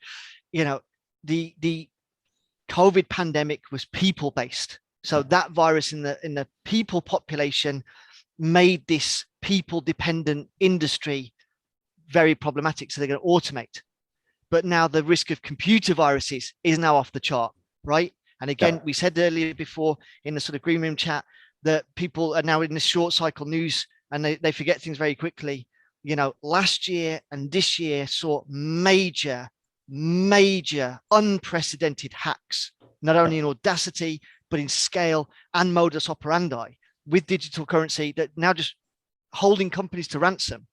And most dangerously, they paid. We don't negotiate with terrorists, but we do pay off hijackers in the digital era. So all of these solutions, which are wonderful, are now vulnerable to other things. And of course, they're all being rushed out. How do we know there isn't Trojan horses embedded in this stuff already, right? And even if there aren't, it still needs to be defended. Right. So again, not to doom and gloom it, but to make people aware of the space we're moving into. Everything's going to work, much, much better until it doesn't. Right. And then, what could have been managed with personnel or a system cobbled, if everything is automated, everything stops. That's it. It's stopped. And here's the thing. There's one guy, one of my students recommended to me that you follow, Balaji Srinivasan. He's interesting guy, just massively brilliant. And I think he was the CTO of Coinbase, which is cryptocurrency. But he's got a bunch of other stuff that he does, investment and blah, blah, blah. Follow him on Twitter and listen to his podcast interviews when they ask him. Guy has been more right than he's been wrong. And like somebody said that the scariest words in the world are Balaji was right, regardless of what it was. He was one of the first to call it on the COVID pandemic. Like, wearing a mask and gloves and everything is like, okay, this is bad. And he was walking around like that, apparently in Silicon Valley, and people like, what are you doing? And it's like, no, pandemic. And it's like, you're crazy. And then 2 months later, everybody's like, oh, he was right. Anyway, point is, he talks a lot about this stuff, and he looks far into the future. And from what I see, he makes really, really good points on just the same way that you just said. And one of the points that he made is that, so we've talked about, I think I've talked about different generations of warfare, fourth and fifth and so on. People think of war still as like World War II or the Gulf War or something like that. That is old generation warfare. We are much further now. Cyber warfare is real. It's been happening for a long time. But if you look at let's say, the First and the Second World War, and we can argue about this a little bit, that saw the advent of total war, where anything goes. We have not seen total war in the cyber arena just yet. Imagine full electrical grids going offline. Imagine nuclear power plants going off, just basically offline in the sense that they're uncontrollable. They are under attack, and that's it. Nobody can control them anymore. We have to start from scratch. Imagine hospitals being put completely, totally ruined. Anything that's got a connection to the internet doesn't work anymore. And when I say anything, that's almost everything that is in there nowadays. Just think further and further. What if warfare evolves the way it did in the kinetic realm, evolves in the same way in the cyber realm? We are not prepared for that. We are not prepared for that. And when you look at places like Ukraine, for instance, where, they have a neighboring country that kind of doesn't like what's going on there. And maybe that big neighboring country kind of likes to needle prick a little bit and attack them the whole time. And they have had constant problems with just internet hacks and so on, infrastructure being hacked. You tend to be able, you learn to live with it, but you need to be ready to live with it. Like, you can't rely on that kind of technology. Now, as you just said, if more and more of society goes towards technology, AI, robotics, and so on, and it isn't hardened security-wise as it should be, as soon as total war starts in the cyber realm, all of a sudden, the things you're used to having, like same-day delivery, like same-hour delivery, and all this kind of stuff, everything works. And all of a sudden, you can find yourself in a low-tech world, which is where we get back to the basics of survival and so on. I'm going to attribute Einstein for this quote, and I might be wrong. So, anyone can correct me in the comments, but I think it goes along the lines of, I don't know what the Third World War will be fought with, but the Fourth World War will be fought with sticks and stones. Yeah, that's a good one. That makes sense. Yeah. And so, yeah. And even you said about hardening, and I agree, that still doesn't remove the social engineering aspect. No. AI is going to have human cutoffs, and that's then just the vulnerability. If you've built a system so encrypted, so hard, so secure, you just target that person, right? Yep. And there's certain countries have got very, very good at the very long game of getting people into critical roles, incredibly well, with passing all the background checks, security checks, everything. I forget which member of the Defense Intelligence Committee was fraternizing with somebody from China, but inner circle stuff. She got right in there, literally into bed with him. Classic honey trap stuff. Yeah. And that's never going away either. So no. Again, the fragility and the vulnerability, I think the average person just doesn't understand. But you need to start being aware of it, because massively increasingly it can all go away in a heartbeat. And then we are back to fundamental survival skills. Yeah. We can surmount this, we can get through it, but you're going to need a basic skill set to work off. And that's something I think the more people get into the automation, the more they just get distanced from those skills. And then you've got that generational gap in knowledge. Yeah. How does anybody anymore know how to farm without all of this really expensive, massive machinery? Because in the not too distant future, that person is going to have like the biggest bodyguard team around them wherever they are in the world, as they teach other people those old ways, quite simply, because the applied knowledge they have is going to be of the highest value in that particular circumstance and situation, as one sort of, horrible future example. But the more we get away from those old skills, the more vulnerable as a species we become, because in order to learn them, we need the resource to learn it, and we need to learn it to get the resource. If it's about growing food and it takes us a year to figure out to grow food, what are we going to eat in that year? Yeah. Right. Yeah, and that's how life used to be. You were one season away from disaster. Yeah. Always. Something quickly that I want to say is that, for the listener, what Toby and I are doing is doing bird's eye view and then zooming in to certain specific points of it.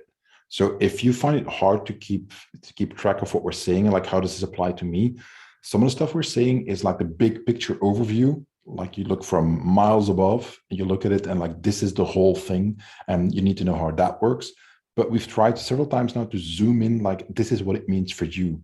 So you, if we end up with the imagine total cyber warfare, and we've had that the biggest meat packaging or meat production plant in Australia got attacked by ransomware, and they were closed down, and that had consequences in the United States, that you couldn't find certain meat, and you had the U.S. pipeline that was hacked, and victim to ransomware, and all of a sudden gas was getting problematic.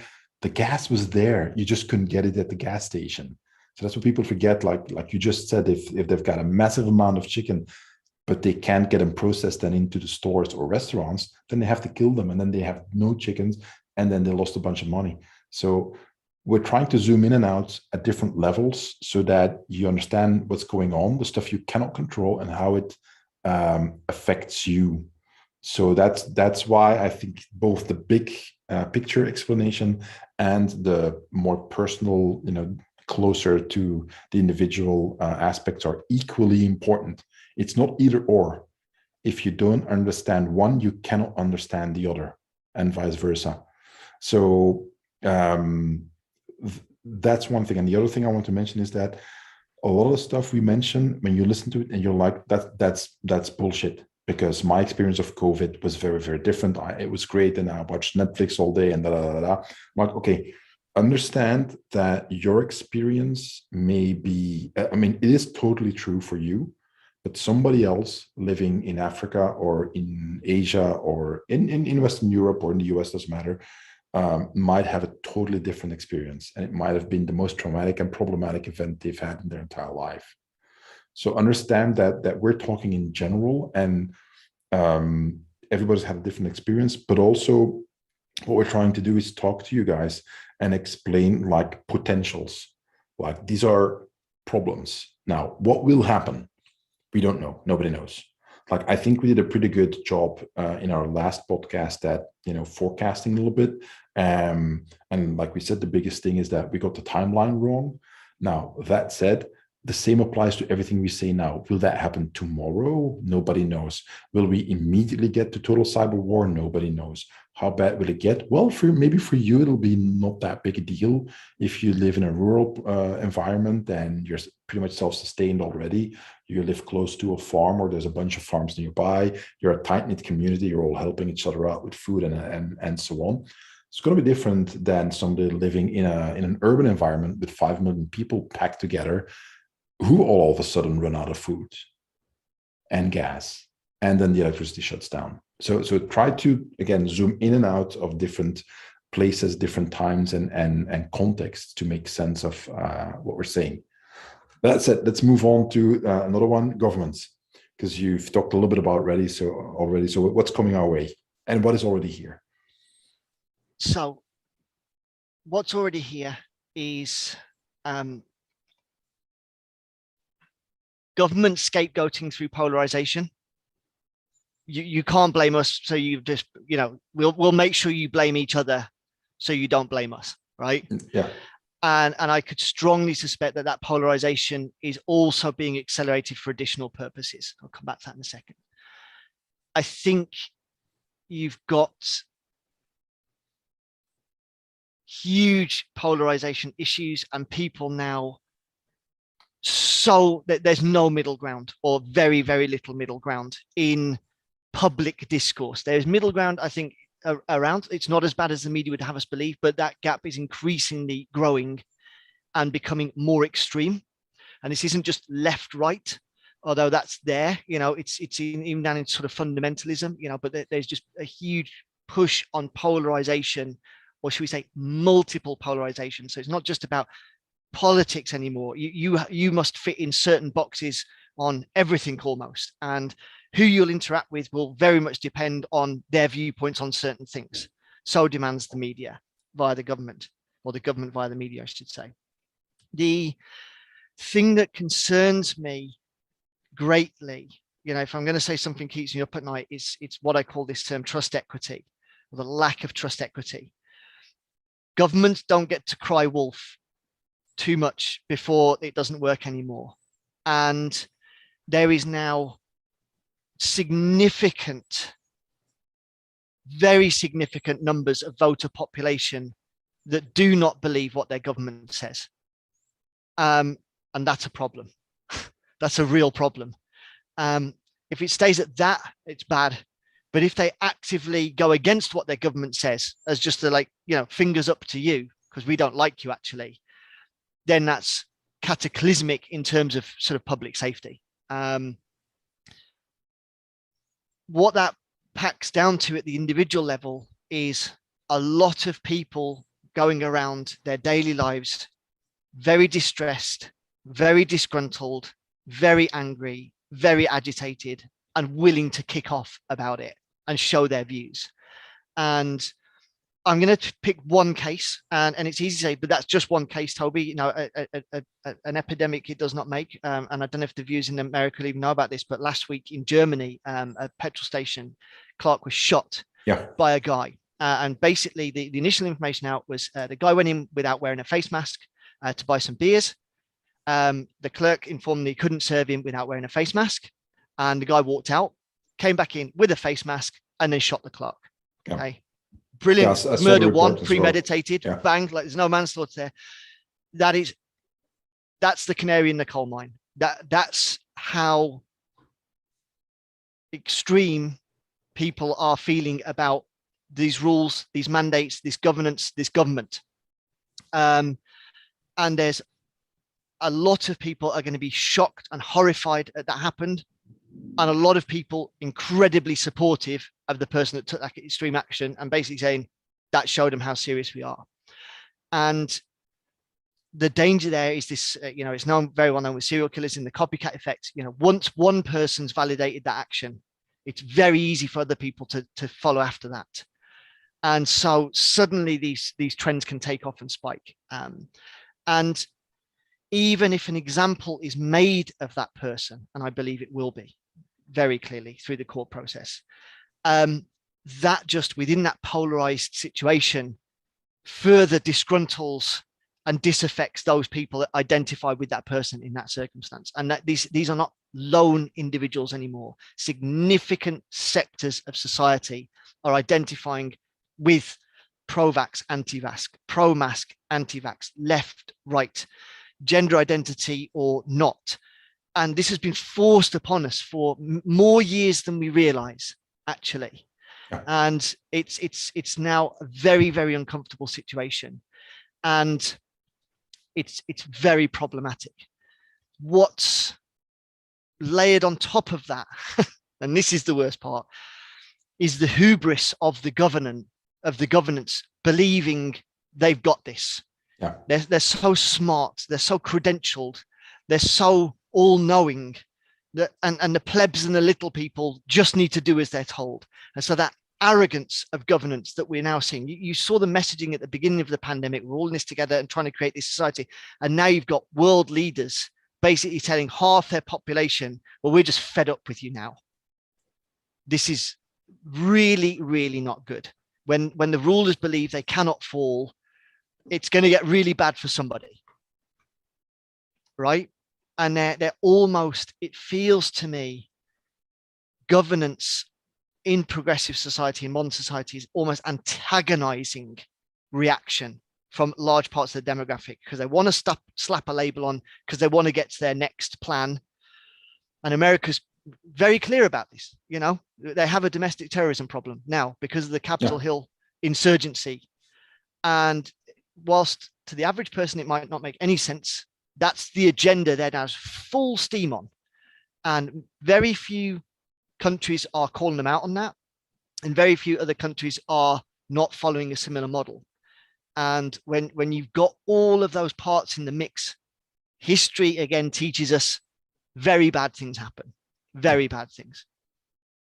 Yeah, I can only agree with everything you said. A lot of the stuff I've been talking about this for years, and I'm sure you have too. And I remember I haven't actually. I've not, because I'm going to jump in on that. Selka and I have always done this thing called plead the Swiss. We've always wanted to be very, very neutral, because we want our message to be heard and resonate with everybody. We don't want to come with any agenda and identify in any of these groups or hold a strong position, because that's forcing you to then pigeonhole our advice to be like, well, it doesn't apply to me because you don't identify the same way I do, or you don't agree with the same things I do. So we have desperately tried to maintain and still maintain that neutrality. What I'm giving you is very specific examples that you can research and see the effect. So I'm not agreeing or disagreeing now. I'm just sort of factually labeling this is the situation, because it's really important for us. And Selko says this clearly: don't pick a side until you have to. When do you have to, Selko? You'll know when. Right. So we're still trying to maintain that neutrality, and then when we need to pick a side, we will. And there we go. It's game on, because it's the total event type thing, or it's got that bad.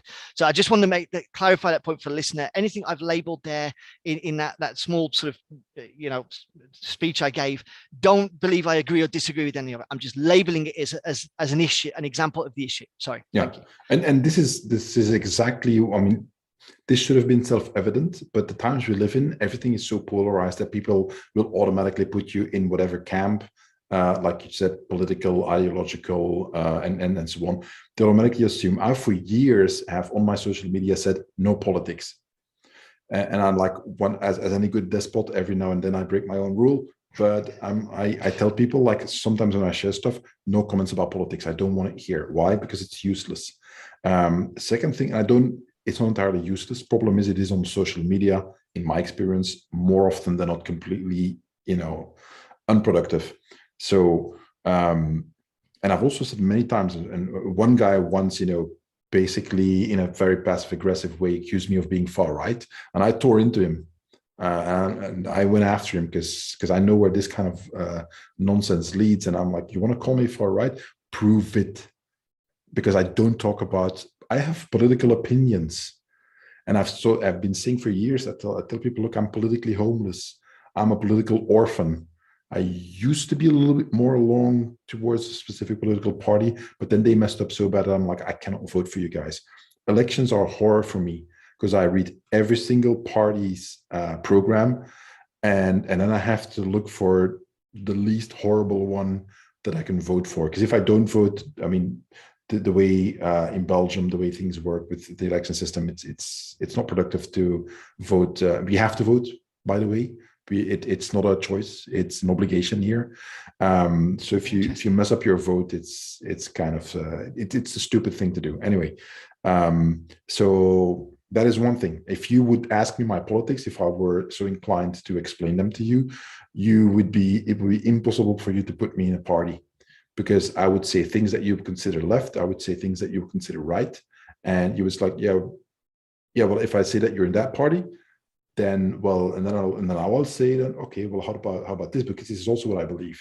And you're like, no, that doesn't fit with those guys, and vice versa. So that's one thing. Second thing, I loathe all politicians equally, regardless of which party they're from. I have a very, very low opinion of politicians, barring a few exceptions. And these exceptions, I hope I never meet them personally, because I'm likely to be disappointed. So that's one thing. Here's the thing: we cannot talk about current issues without people thinking we're talking about politics. That's the problem we have right now when we talk about changes in society. Well, we know in the US, who used to be president up until January of this year, and he was president for his entire term, and now we have a different president. So when we talk about things that happened during those time frames, people will assume that we're talking good or ill of such and such politician. That's not the point, guys. That's not the point. The point is that politicians will do what politicians do, regardless of which party they're from. Now, I have been, in my lifetime, I've lived in a country in which censorship came from the right. We now live in a country here where censorship comes from the left. And it used to be like that. But now, all the parties are almost claiming for censorship, because they've discovered, like we talked in the beginning, like, hey, this is a really neat tool that we have here. We can control the masses. We can make sure that they can see certain things and not see certain things. These voices, we don't want to make them too loud. Let's censor them, and so on. So it's not about parties. It's not about ideological camps. It's about reality. Reality is what it is. And there the are things consequence of that reality. Exactly. That's what it's about. And how do you survive that? Yes. So how again, this is all about surviving and thriving in difficult conditions, and just living as a life that is as good as you can possibly make it when things go horribly wrong. And I just want to add to that, Wim, a very specific survival strategy now, shall we say, because we've been very, the last podcast we were very specific. This we've been a little bit more generic, and I think that's been necessary to sort of frame what's coming. But, you know, I call it social chameleon, that when those times get tough, when these things happen that we're talking about now, that it's so polarized, and as you cross a street or cross town or cross a county or cross a country, you know, the flag you stand behind or the political party or the belief you have, you'll need to change that. You'll need to interchange everything, you know, to be able to move freely. You better be able to talk every language, wear every hat, say every prayer, you know, whisper every mantra, and you know, look at the survivor stories of, and I mean, Selko says this, you know, in his time as he was cutting around different places, you would, you know, you go here to trade with somebody and they might be a Christian family. They might go here, they might be a Muslim family. Over here, they might be Croat. Over here, they might be Serb. And you better be able to blend. You better be able to recognize them.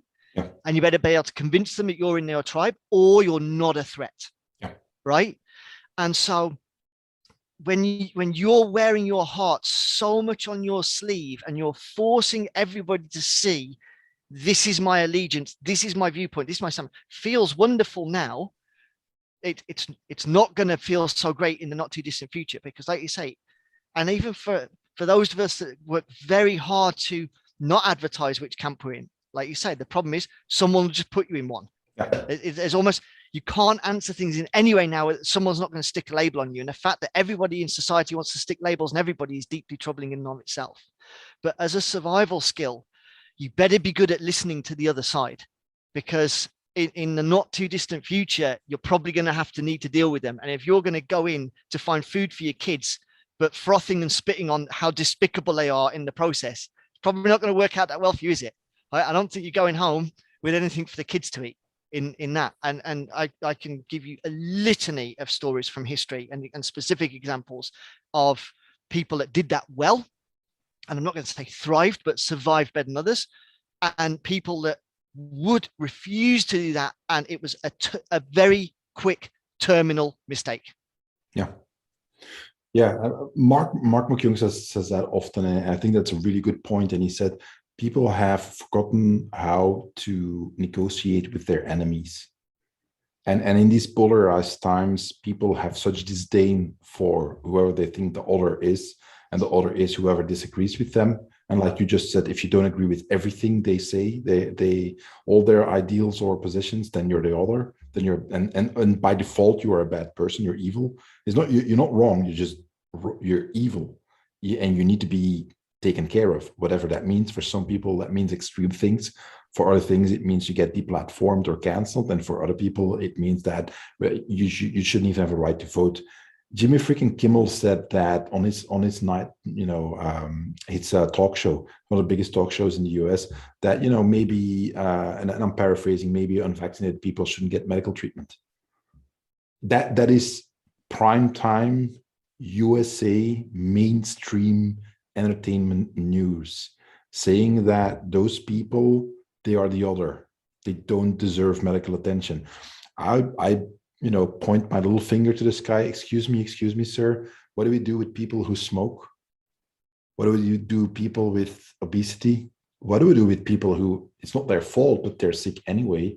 So should we deny them medical attention as well? And if you say, yes, but it is a crisis situation, okay, when is the crisis over, and when do we go back to treating those people? So it's all fun and games to launch these kind of quotes into the public. And like you said, a bunch of people agree with him. As much as I was horrified by that, and a lot of people strongly disagree with him. Yes, right. Yes, and polarization is worse. And I very much recommend anybody to listen to Radio Mille Collines.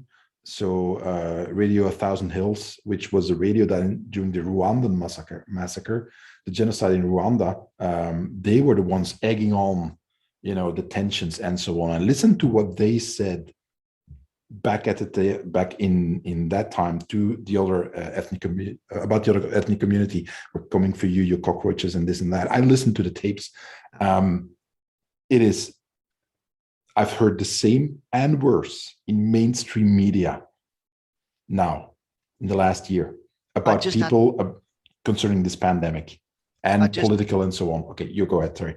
Sorry. I just, before this one sort of flies out my mind, to add to that, I had a very interesting conversation with a friend of mine a couple of days ago, and along similar lines about the polarization, the concerns of it.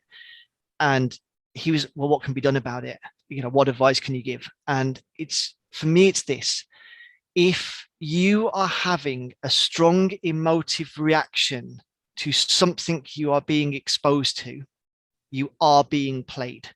Yeah. You are the pawn in the game. You're not enlightened, you're not informed, you're not right, you're not righteous, you're not just, you're not virtuous. You are being played. And one of the things I'll say to people is you need to limit your exposure to whatever it is that's making you have that strong emotional reaction, both positive and negative. This isn't about creating an echo chamber. It's about turning the volume down on everything. Yeah. Because this rhetoric is there for a reason. It's not out there accidentally. It is there for a very specific reason. And it is exceptionally scientifically based, meaning it's effective. The people pushing this agenda know what they are doing, and they are doing it incredibly well. But everybody that's frothing at the mouth and being for or against and lighting up the comments and making all the assumptions and compartmentalizing everybody, you are being played. Yeah. You are the game. And I would add to that this is old as dirt. Look up divide et impera. Divide and rule, not divide and conquer, divide and rule. Look up who invented that. Gonna have to go back a few thousand years. Right. And did that exceptionally well here and caused the genocide here where I live, in my neck of the woods, the Celtic genocide that happened. People have no idea how the slaughter that happened by using divide and rule tactics, amongst other things. But and I agree with you. And then we get to the role of the media. Like I gave an example with a talk show host, a famous talk show host, saying stuff like that, and the media making the polarization worse. Nuanced debate is something you hardly ever see. Now, people have to understand that 5 minutes of airtime in a news segment is nowadays almost unheard of. Now, I've seen in the last year and a half, 5 minutes, 10 minutes of airtime with politicians, virologists, and this and that, saying specific things that apparently the population needed to hear. I'm not saying that's wrong per se. I'm just saying that this was exceptional, right?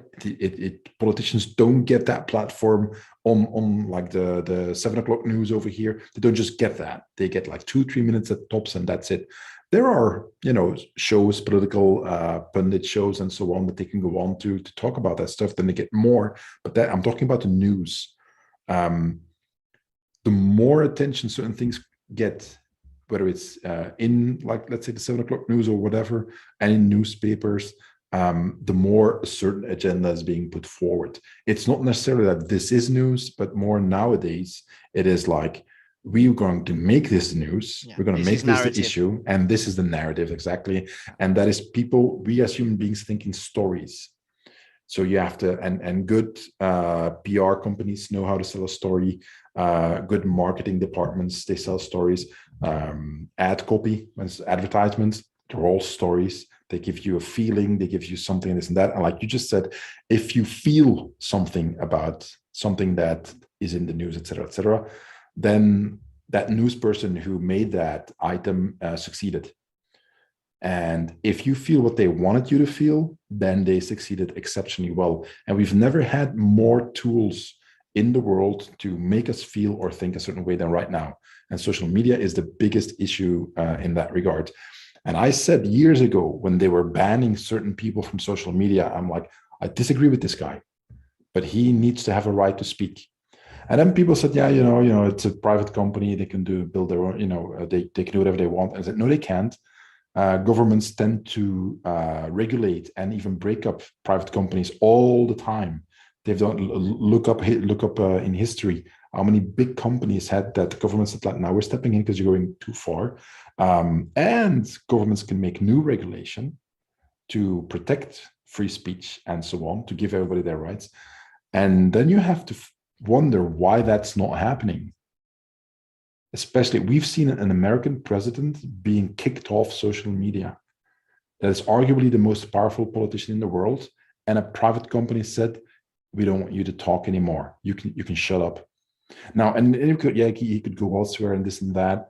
It doesn't matter. That's not the point. The point is that a company has the power to do that. And not a single politician said, like, holy crap, we need to fix this. Because if it's our president that is going to be there next, and they do that to him, then we have a problem. So why isn't that happening? And then we get to what we just discussed, is that there are narratives being sold, and there are people who are pushing a certain agenda, and they need to have control of the commons. So the commons, for listeners, is like the public square. The public square nowadays is virtual. It's online. We don't go to, it used to be back in the day that you went to the square, and I think Speaker's Corner is that in London, I think? Yep. There you could go stand on a box and you can give your speech and whatever, and people could discuss. That's no longer in real life, a little bit, but mostly it's virtual. He who controls the streets, and in this case, the public space, the public discourse that is being done, that person controls reality and society. And can I just make a point on this, Wim? Because I can imagine people being, what's the agenda, or what's the point, the why? And it's a distraction.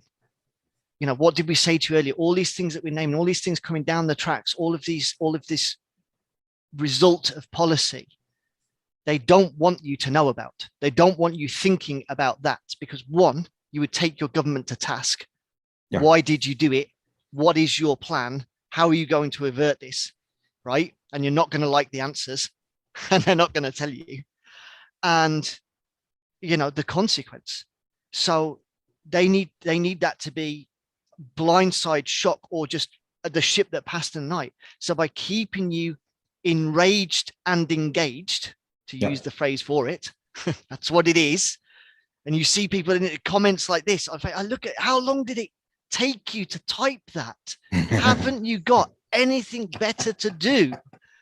You know, even in my conversations with him, I have people trying to push these conversations, and I'll say to them at the beginning, why do you want to have this conversation in the precious time we have to talk? Why would you choose this subject of all things? You know, there's better things to discuss. There's more important things to discuss, to share information on. So it's a distraction, and for a lot of people, it's working incredibly well, isn't it? And that's why, I mean, I have people I follow that are sort of litmus tests, or the sort of canaries in the coal mine. What's been interesting in the last month, some very, very serious people. These aren't, not Kardashians, not with followers. They're just people I know are seriously smart and good at their job and read situations, and they're all just backing off social media, all of them, and saying it, I'm off, because this is too much now. We're not in control of this space. This is manipulated to the point of saturation, and I'm not playing anymore. I'm stepping out. You got my number, and now I'm having a lot more conversations like this, just one-to-one, or little chat rooms off on the side, and people now building those additional structures or alternate structures, because they're saying that's gone now. That is just dripping with agenda, and I'm just not going to play there anymore, because there is no getting around the rules. I was talking to Maya about this, Maya Soderholm, just the other day, the art of deception. And these platforms were fun whilst you could slip through the cracks and see what you could get away with. The AI and the data base and bank they've now got to reference is too much. So just don't play there anymore. Yeah. There's a good chance that I'm gonna put this on YouTube. There's a good chance that this gets censored. Yeah. That really good. That people will not be able to see this on YouTube. No. They might, because I don't have a huge channel there, but there's a good chance that the AI says, like, no, that. And that's the thing, isn't it? There's that tech. It's not somebody sat watching it now. No. It'll auto transcribe through a bot, and the AI will just screen it for the keywords, and then it'll flag, and then somebody might look at it, depending on how much it at flags. best, Auto ban, or if throttled. it flags in the mid ground, it might get a mental moderator look, and it or that's just that it's available. I can see that it's available in my dashboard, but nobody else gets to see it, or it gets buried so deep in the algorithm that you never find it, and that my subscribers, even though they have subscribed to all my videos, they don't get a notification. They go to my homepage, they don't see it. All that stuff happens.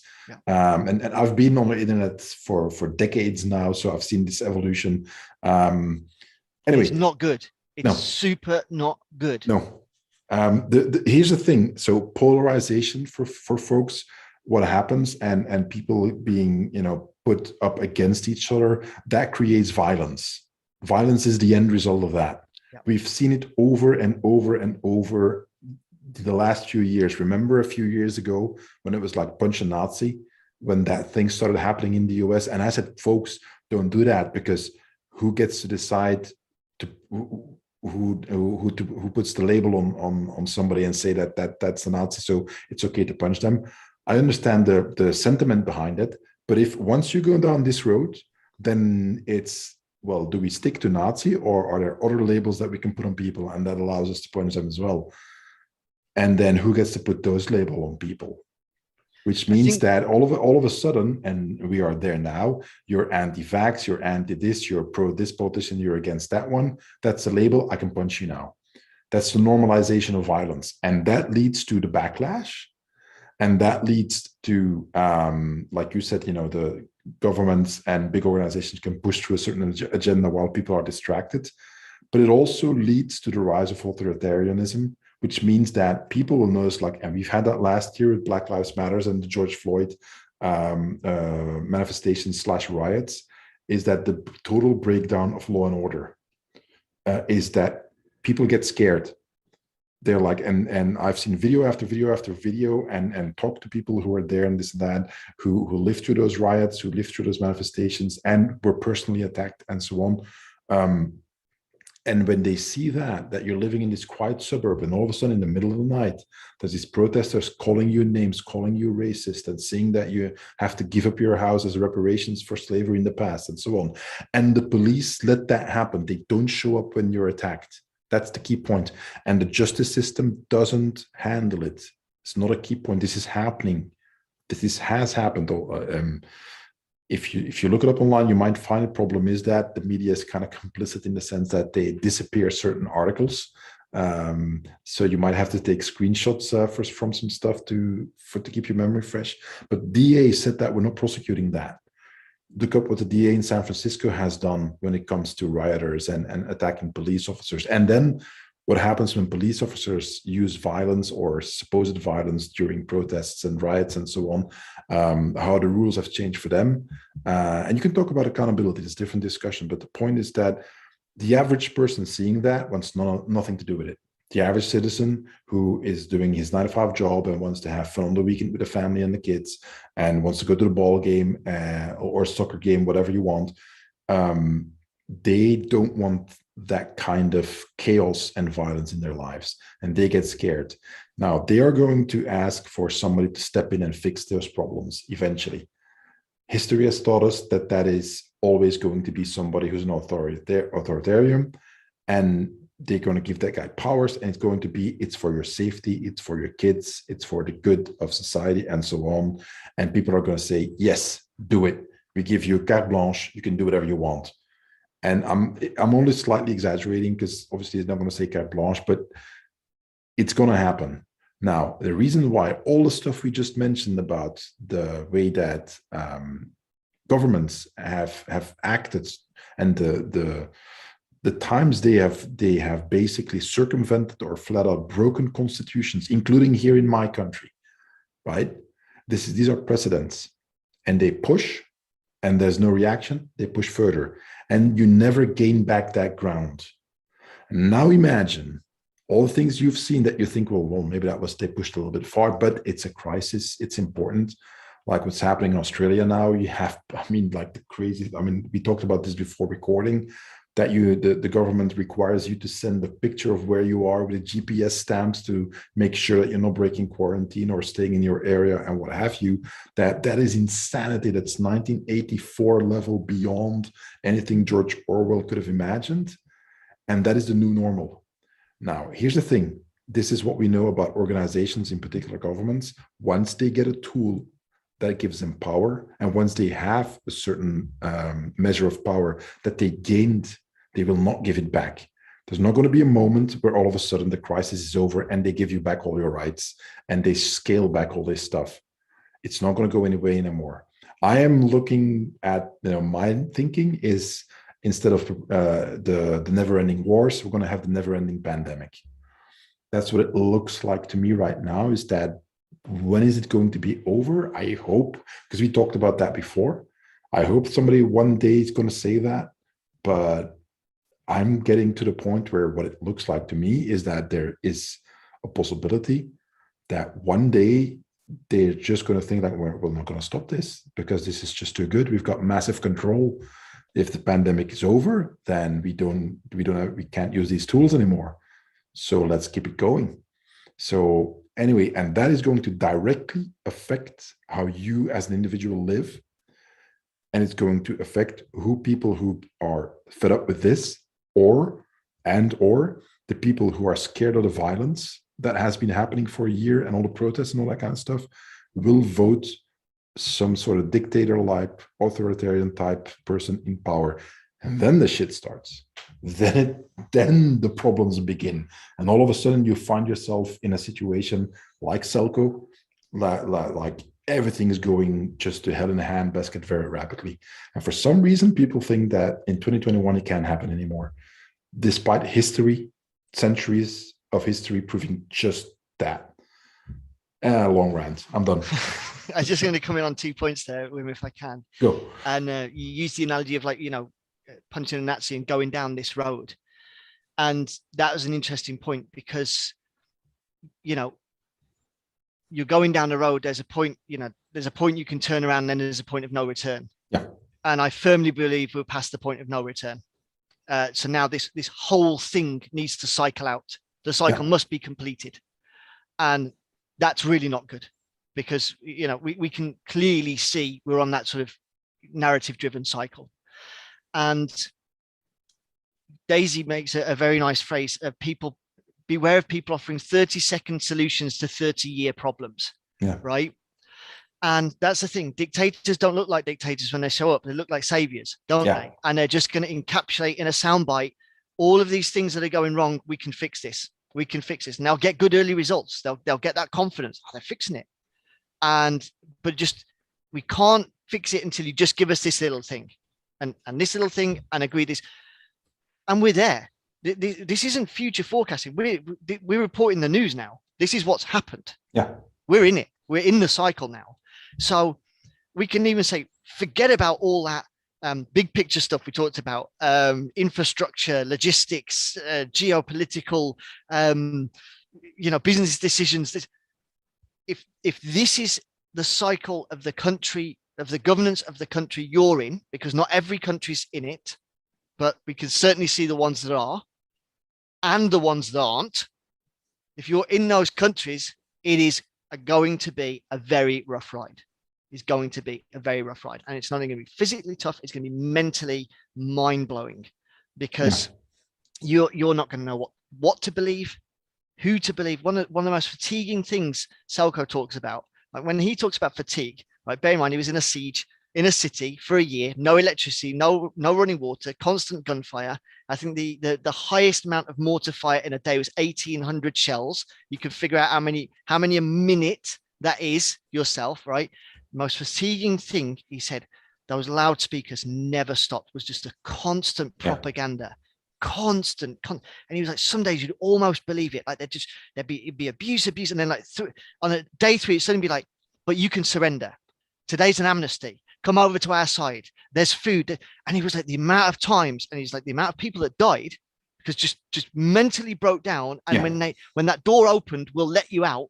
And they were like, okay, bang. Like, and a week later, do the same thing. And people that literally worked. saw people get shot at the checkpoint the week before would just, I'm out of it this time. So that misinformation, disinformation, propaganda campaigns, that's going to be the one that's going to get you. For a lot of people, that's what they're just not ready for. And even some of the well-prepared people, and I'm doing inverted commas for those on the podcast that can't see what I'm doing, they're just not realizing that's the level the game is played at. You know, the rhetoric is just constant. That's why I said you've got to turn the dial down. Otherwise you'll just fall right into that trap. And it's again, deadly. This is old stuff. This is old as hell. This is not new. And it doesn't, it's old and it works, which is why it's not new, because it works. They don't need to improve it because it works. And what people also have to understand is that because of social media, the internet, the 24/7 access to information, you're being bombarded with information constantly. And the way that subverting your mind, or I'm not going to call it brainwashing, but kind of influencing what you think, what you see, and so on works, is that you think you aren't being influenced, but you are. Go talk to psychologists about this. Go talk to psyops people. Go talk to marketeers and so on. They will show you, prove you with experiments that have been done over and over, that this is how human brains work. The human mind works like this, is that you are being influenced. You just don't think you are. That's the worst part, is that when you think you aren't, you actually are. You think, no, I'm stronger than that, and they can't get me. Yes, they can. Yes, they can. It's the height of arrogance to think that you are this one true exceptional human being that cannot be influenced. And even if you are, let's assume that you are, for argument's sake, billions of people around you are not that. They will be influenced. It's going to affect you anyway. Anyway, we've been going for a while now, so I want to focus on something else. Thoughts on what to do now? With everything we've talked. This is going to be the longest podcast I've ever did, but that's fine, because it's a good talk, and I hope people take it seriously, all the stuff we said. But what do you recommend to people right now when it comes to, whether it's the pandemic or the post-pandemic? Okay, what can people do if they want to increase their survival success rate? Okay, so in the simplest form, panic is contagious, but calm is also contagious. Yeah. So with the stress, with the anxiety, with the fear, with the polarization, it's very, very easy to be panicked. And it's essential we analyze the situation and we make our judgments based on the analysis, and we do that in a calm, measured manner. So first of all, it's going to sound weird, I'm going to say this, you need to find a calm space to think. Yeah. Whether that's in your house or outdoors or at the office, wherever it is, that you can just shut out the distractions, you can minimize the stimulus, and you could just climb inside your own head a little bit and just think, what am I doing now? What's my next step? Because there's a lot of decisions to be made, not only in your sort of job or your career or your life. A lot of things have happened. And as we said earlier, it's very important to process that trauma that you've been exposed to. So first you need to unpack it, get it sorted in your mind, put it away to get some clarity of thoughts. Okay. Not everybody's necessarily ready for that step. So they might need to do, some time processing, then come to this as step 2. But in that calm, measured manner, always start at the beginning. What am I concerned about? What are the reasonably foreseeable risks? Right at the beginning of our preparedness workshops that we used to do in person for the last 12 years, we'd say we want to offer low cost to no cost solutions to reasonably foreseeable problems. Yeah. And that's never changed. But you at individual level need to assess, what are you concerned about? What's the likelihood? And what's the severity? Basic risk assessment, right? Somebody messaged me just a couple of days ago. Oh, Toby, there's this energy shortage through Europe. There's a gas pipeline into Sweden that's controlled by Russia. Are you worried about that? I'm not worried about energy outages. No. Whether it's Putin, whether it's Xi, whether it's India, whoever's got in control, have I got contingencies for long-term outages or brownouts? Yes, because that's completely reasonably foreseeable in modern infrastructure that you might have to do without some of these things for a while. Yeah. So I'm not stressing about the cause. I'm only thinking about the effect and building my resilience around that. right? So deep calming breaths, do your assessment, ideally write it out, literally plot it out on a chart, put your X and Y axis, likelihood, severity, and think, am I going to lose my job? Am I, have I got healthcare issues? I'm like, this. And then start to think, how much time, how much energy, how much effort can I invest in being prepared? Now, this is the danger. The two curses the American preparedness model gave us was overfixation on a specific problem and the checklist mentality. Go buy all this stuff and put it in your cupboard and you're going to be fine. And you might not need any of it, or you've bought it all and you haven't got a clue how any of it works, right? So whatever action you take, it's got to actually add resilience to your life, right? So it's got to be able to meet the central tenets of survivability, or ideally balance out within the 7 pillars of preparedness, which is in detail in that first podcast. And it's going to be contained within that model that we'll release in the online training that I mentioned earlier.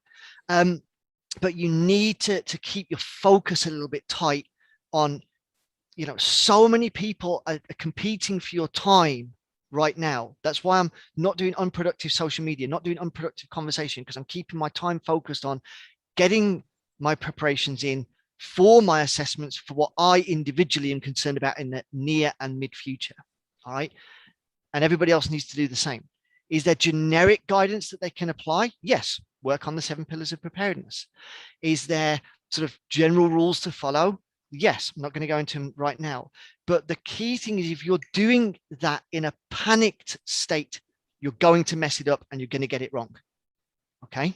So you've got to find that time, space, and place to be as calm as possible. You might not hit as, Zen, right? But you just need to ratchet down from where you're at. Once you've got the plan, you need to consider, communicate, and consolidate the plan. You're going to need buy-in from your community, from your family, from your friends, from your network. You might be quite quiet and discreet in the beginning, but this isn't any tinfoil conspiracy we're talking about here. This is about resupplying, restocking those preps that have been worn down for those that were prepared for the pandemic, or for people building them up if this is new to you all. Okay. That panic is contagious. All preparedness does is buy us time in crisis to avoid the mobs, to avoid the madness. So if I can drive my car around for the next 2 weeks in the UK, knowing that I've already got all the fuel squared away and I didn't panic buy it yesterday, that enables me to maintain that calm, to maintain the ability to assess, to maintain the ability to make judgment and act on it, as opposed to everybody else who sat in a 5-hour queue for a product that's not at the end when they're getting there. All right. And they're not able to do anything else in that time. All right. So when the queues for the fuel shortages form, I'm already at the pharmacy. Yeah. You're ahead of that curve. You know what's coming next. You know where the next shortage is, and you've either taken care of it in the physical, or you're saying, okay, here's the thing. If this is where we're at in the crisis, then I'm going to get ahead of the curve and enable the next thing. Does that make sense? Yeah, no, so that's horribly generic. I'm super sorry, but in mindset, which I think is where people need to be, that's where we're at, or that's where they need to be. Yeah, what I would suggest to people is that pay attention to things like shortage. When you hear there's a shortage of this, or there's a lack of supply of that, that works. A while ago on my Patreon, I posted about the holes in the supermarkets, like in stuff that is stacked on racks and so on. And you see all the products, and also there's like a big hole, there's nothing there. And for months we've had that and still have it. And that is what we mean with supply chain problems, like we explained at the beginning, like stuff that started last year with the lockdowns, that started over a year and a half ago. Now still it is affecting you. Like you cannot get certain stuff, or it's very difficult or expensive to get. Is when you see that, okay, don't just brush it off, but think about, well, is this stuff that I need or might need, and so on. Look for alternatives and check what stuff you still have. Do you have enough in it, and so on. So when you hear or see something that has to do with a shortage of something, don't just stop there, but think a little bit further and plan ahead.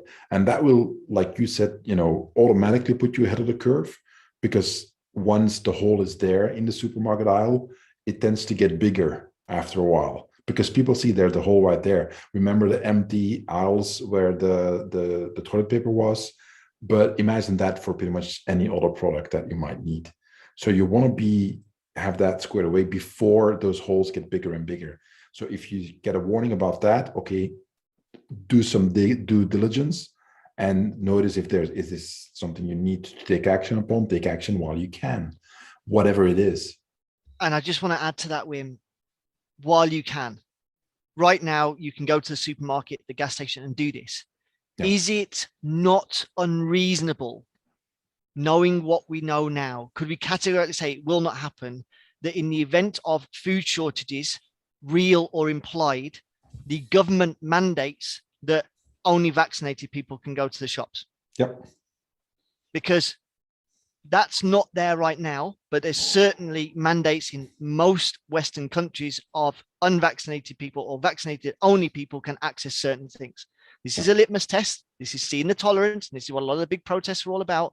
Because again, it's that road. It might just be the pub and the nightclub. Oh, I don't go to nightclubs anymore. It doesn't affect me. No, it won't until it does. Yeah. Because once they've seized that, then the next thing's coming, the next thing's coming, the next thing's coming. So right now you've got that degree of freedom of movement or ability. So use it, because those freedoms are now not guaranteed. Yes. Right. And it's terrible that we're at the situation that we're having this conversation, but so we are. And what have I said repeatedly? The important thing is to acknowledge where we are, and that is where we are. Yeah.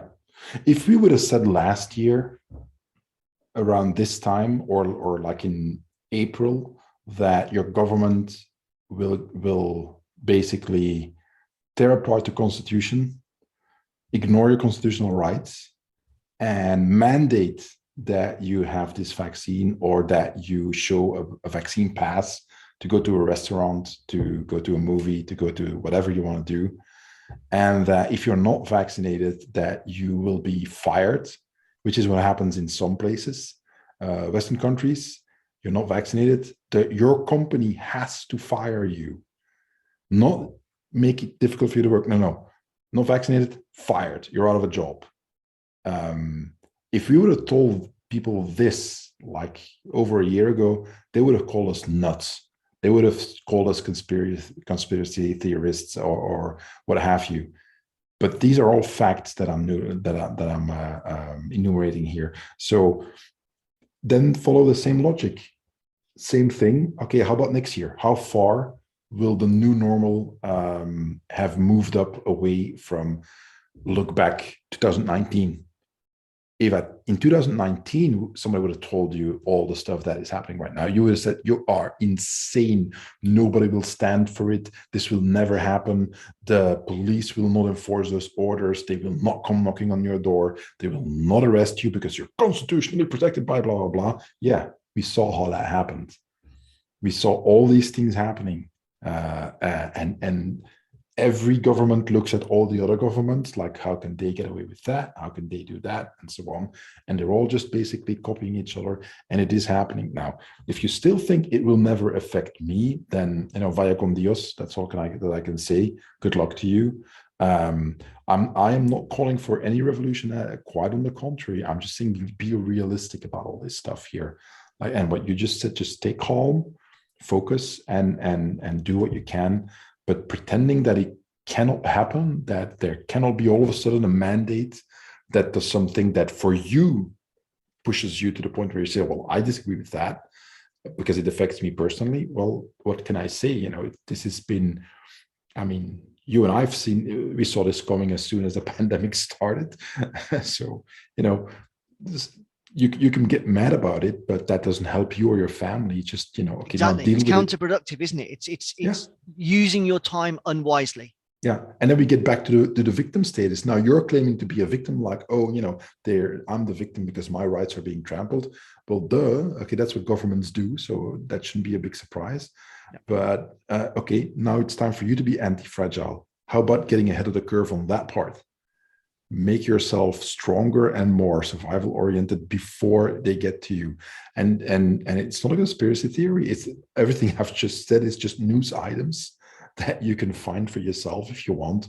Look at your own country and look at how far the new normal has pushed us away from what life was like in 2019, and how far it might still move us further and further in this direction in a year. How about in 5 years, when everybody is used to having to show a vaccine pass or whatever other pass, because that's already happened before.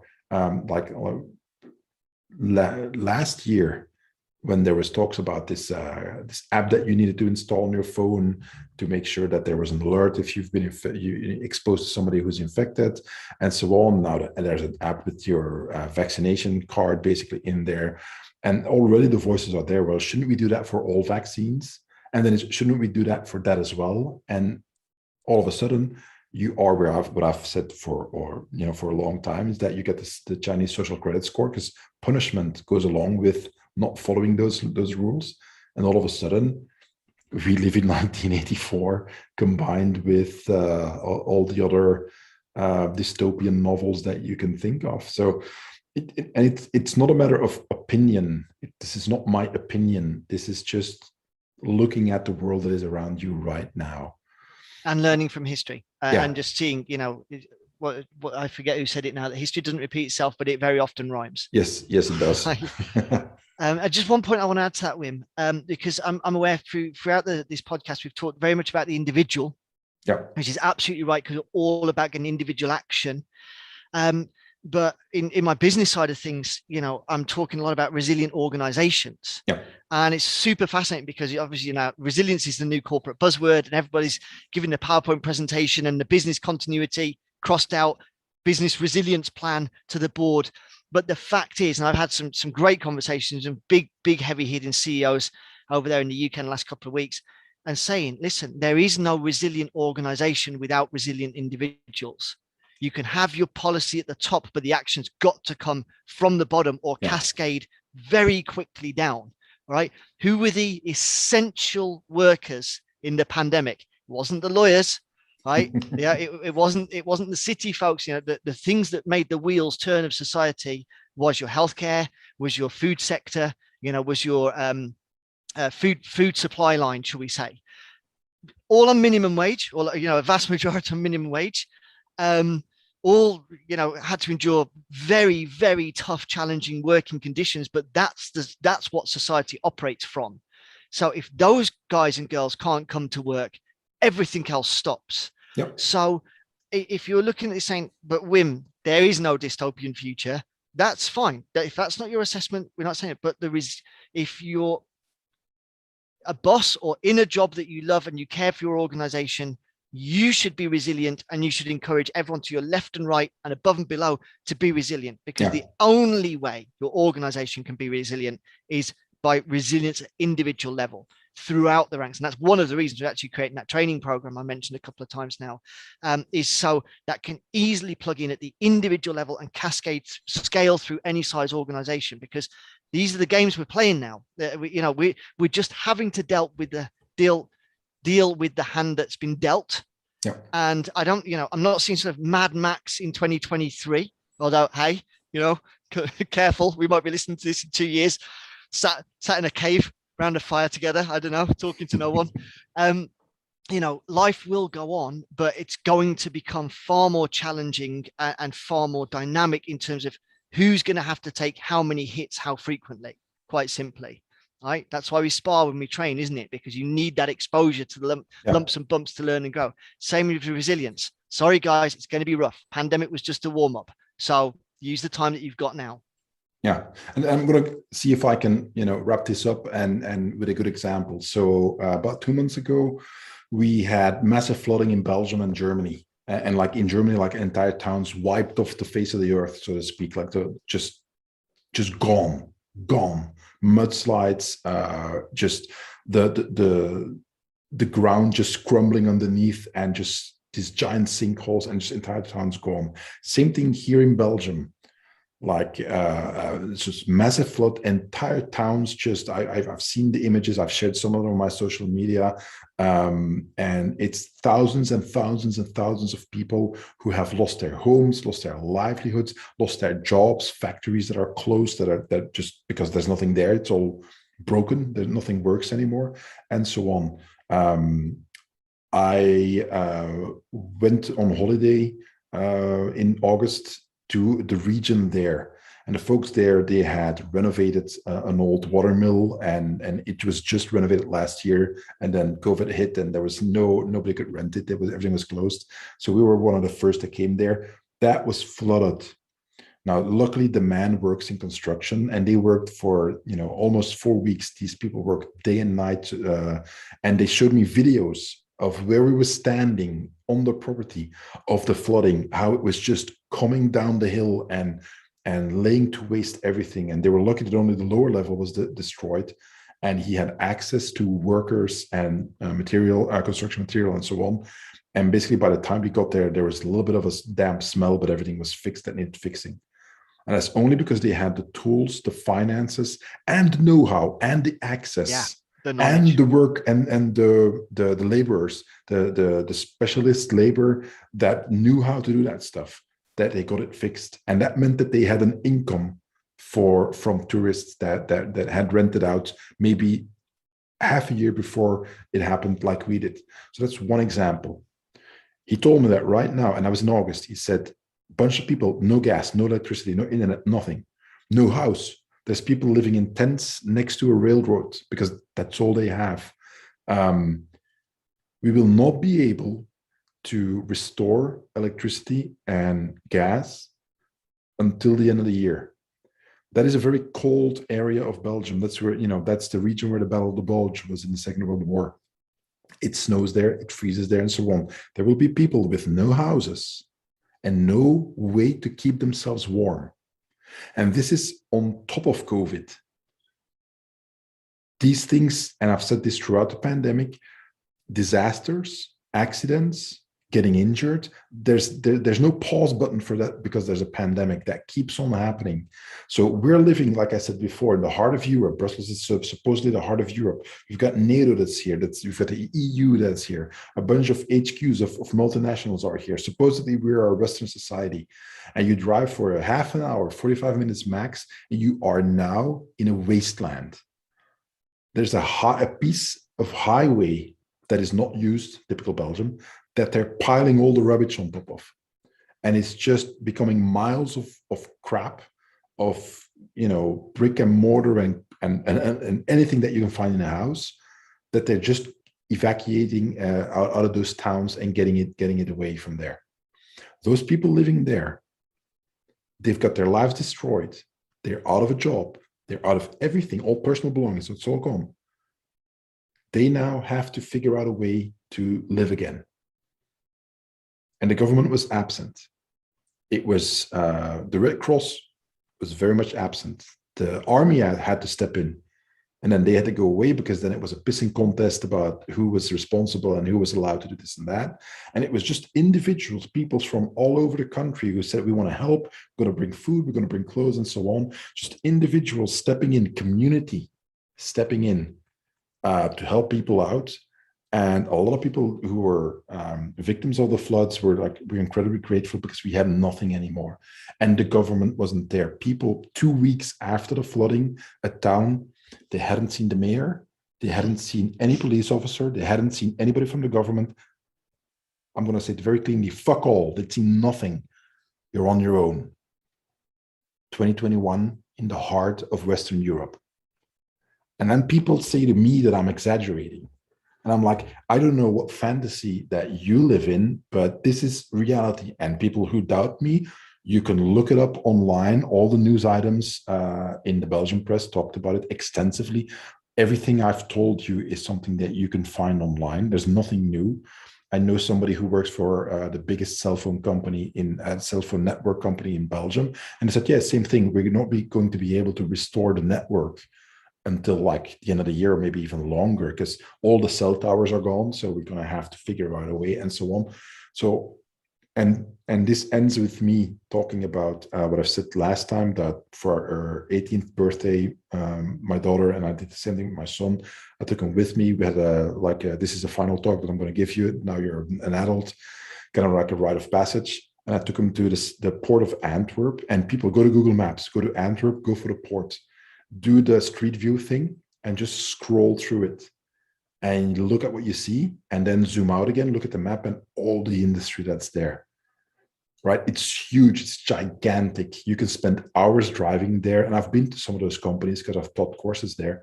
That whole system that allows us, our Western society, our civilized world, that can grind to a halt very, very quickly. And what those people in that flooded area are living through is exactly that. And everything you've talked about, the pillars of survival that you need to take care of, they are living through that right now. So there can be so many reasons, from natural disasters to civil unrest to what have you, that the exact same thing happens to you wherever you live in the world. And that would be my parting words, kind of wrapping things up, because I think we're closing in on well over 2.5 hours. The point is that you don't have to go nuts with this stuff, but just some common sense. If anything that you should have learned from this pandemic is that it can happen. Life can radically change on you, and how resilient you are and how mentally prepared you are, and obviously physically, makes a huge difference in how you come out on the other side. That was it. Great summary, Wim. And that's the thing, nature's not pausing. No. So winter's coming. Yeah, there's a bunch of stuff going to happen. Okay. You won't know what, but just be more ready. No reason not to. Okay, where can people reach you, Toby? Email, website, or where do you want people to send? The most relevant stuff to this now is our Patreon page, which is the Resilience Hub. That's where Selk and I are. And we've actually just sort of reignited that. We took a break just out of necessity. We were all just tired, us two included. But we've actually just started to put up new posts, but there's a bunch of historical stuff in there that's super useful, very valid, very valuable. Even if it was pandemic centric, it cross decks across to anything else as well. So I'd encourage people to start there in the first instance. And if they drop a message through Patreon, that'll come straight to me. And if they want any other specifics, I can kind of just take it on a case-by-case basis.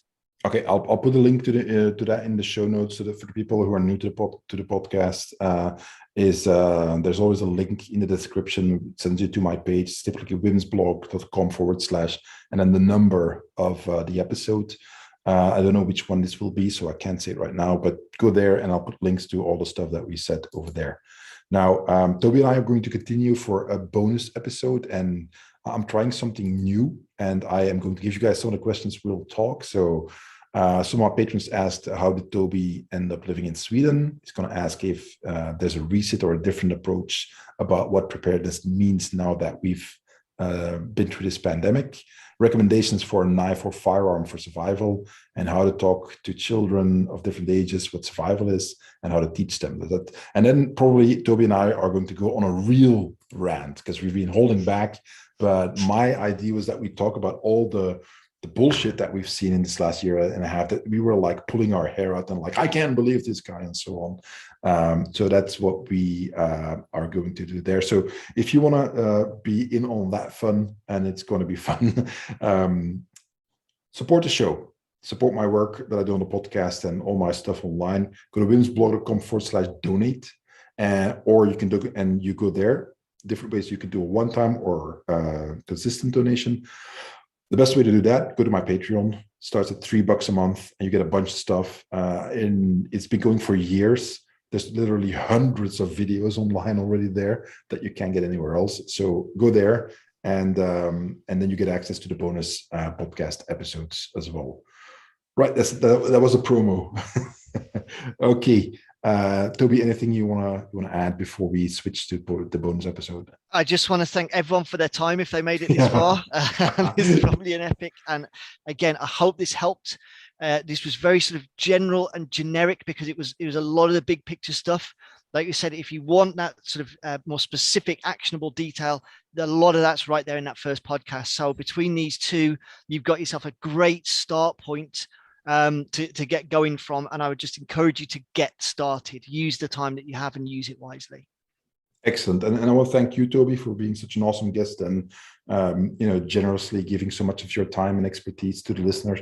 And I hope the same thing, that everybody can really use this information to, again, keep yourself safe, keep your family safe, and when times get hard, and they do for everybody every now and then, that you're at least better prepared.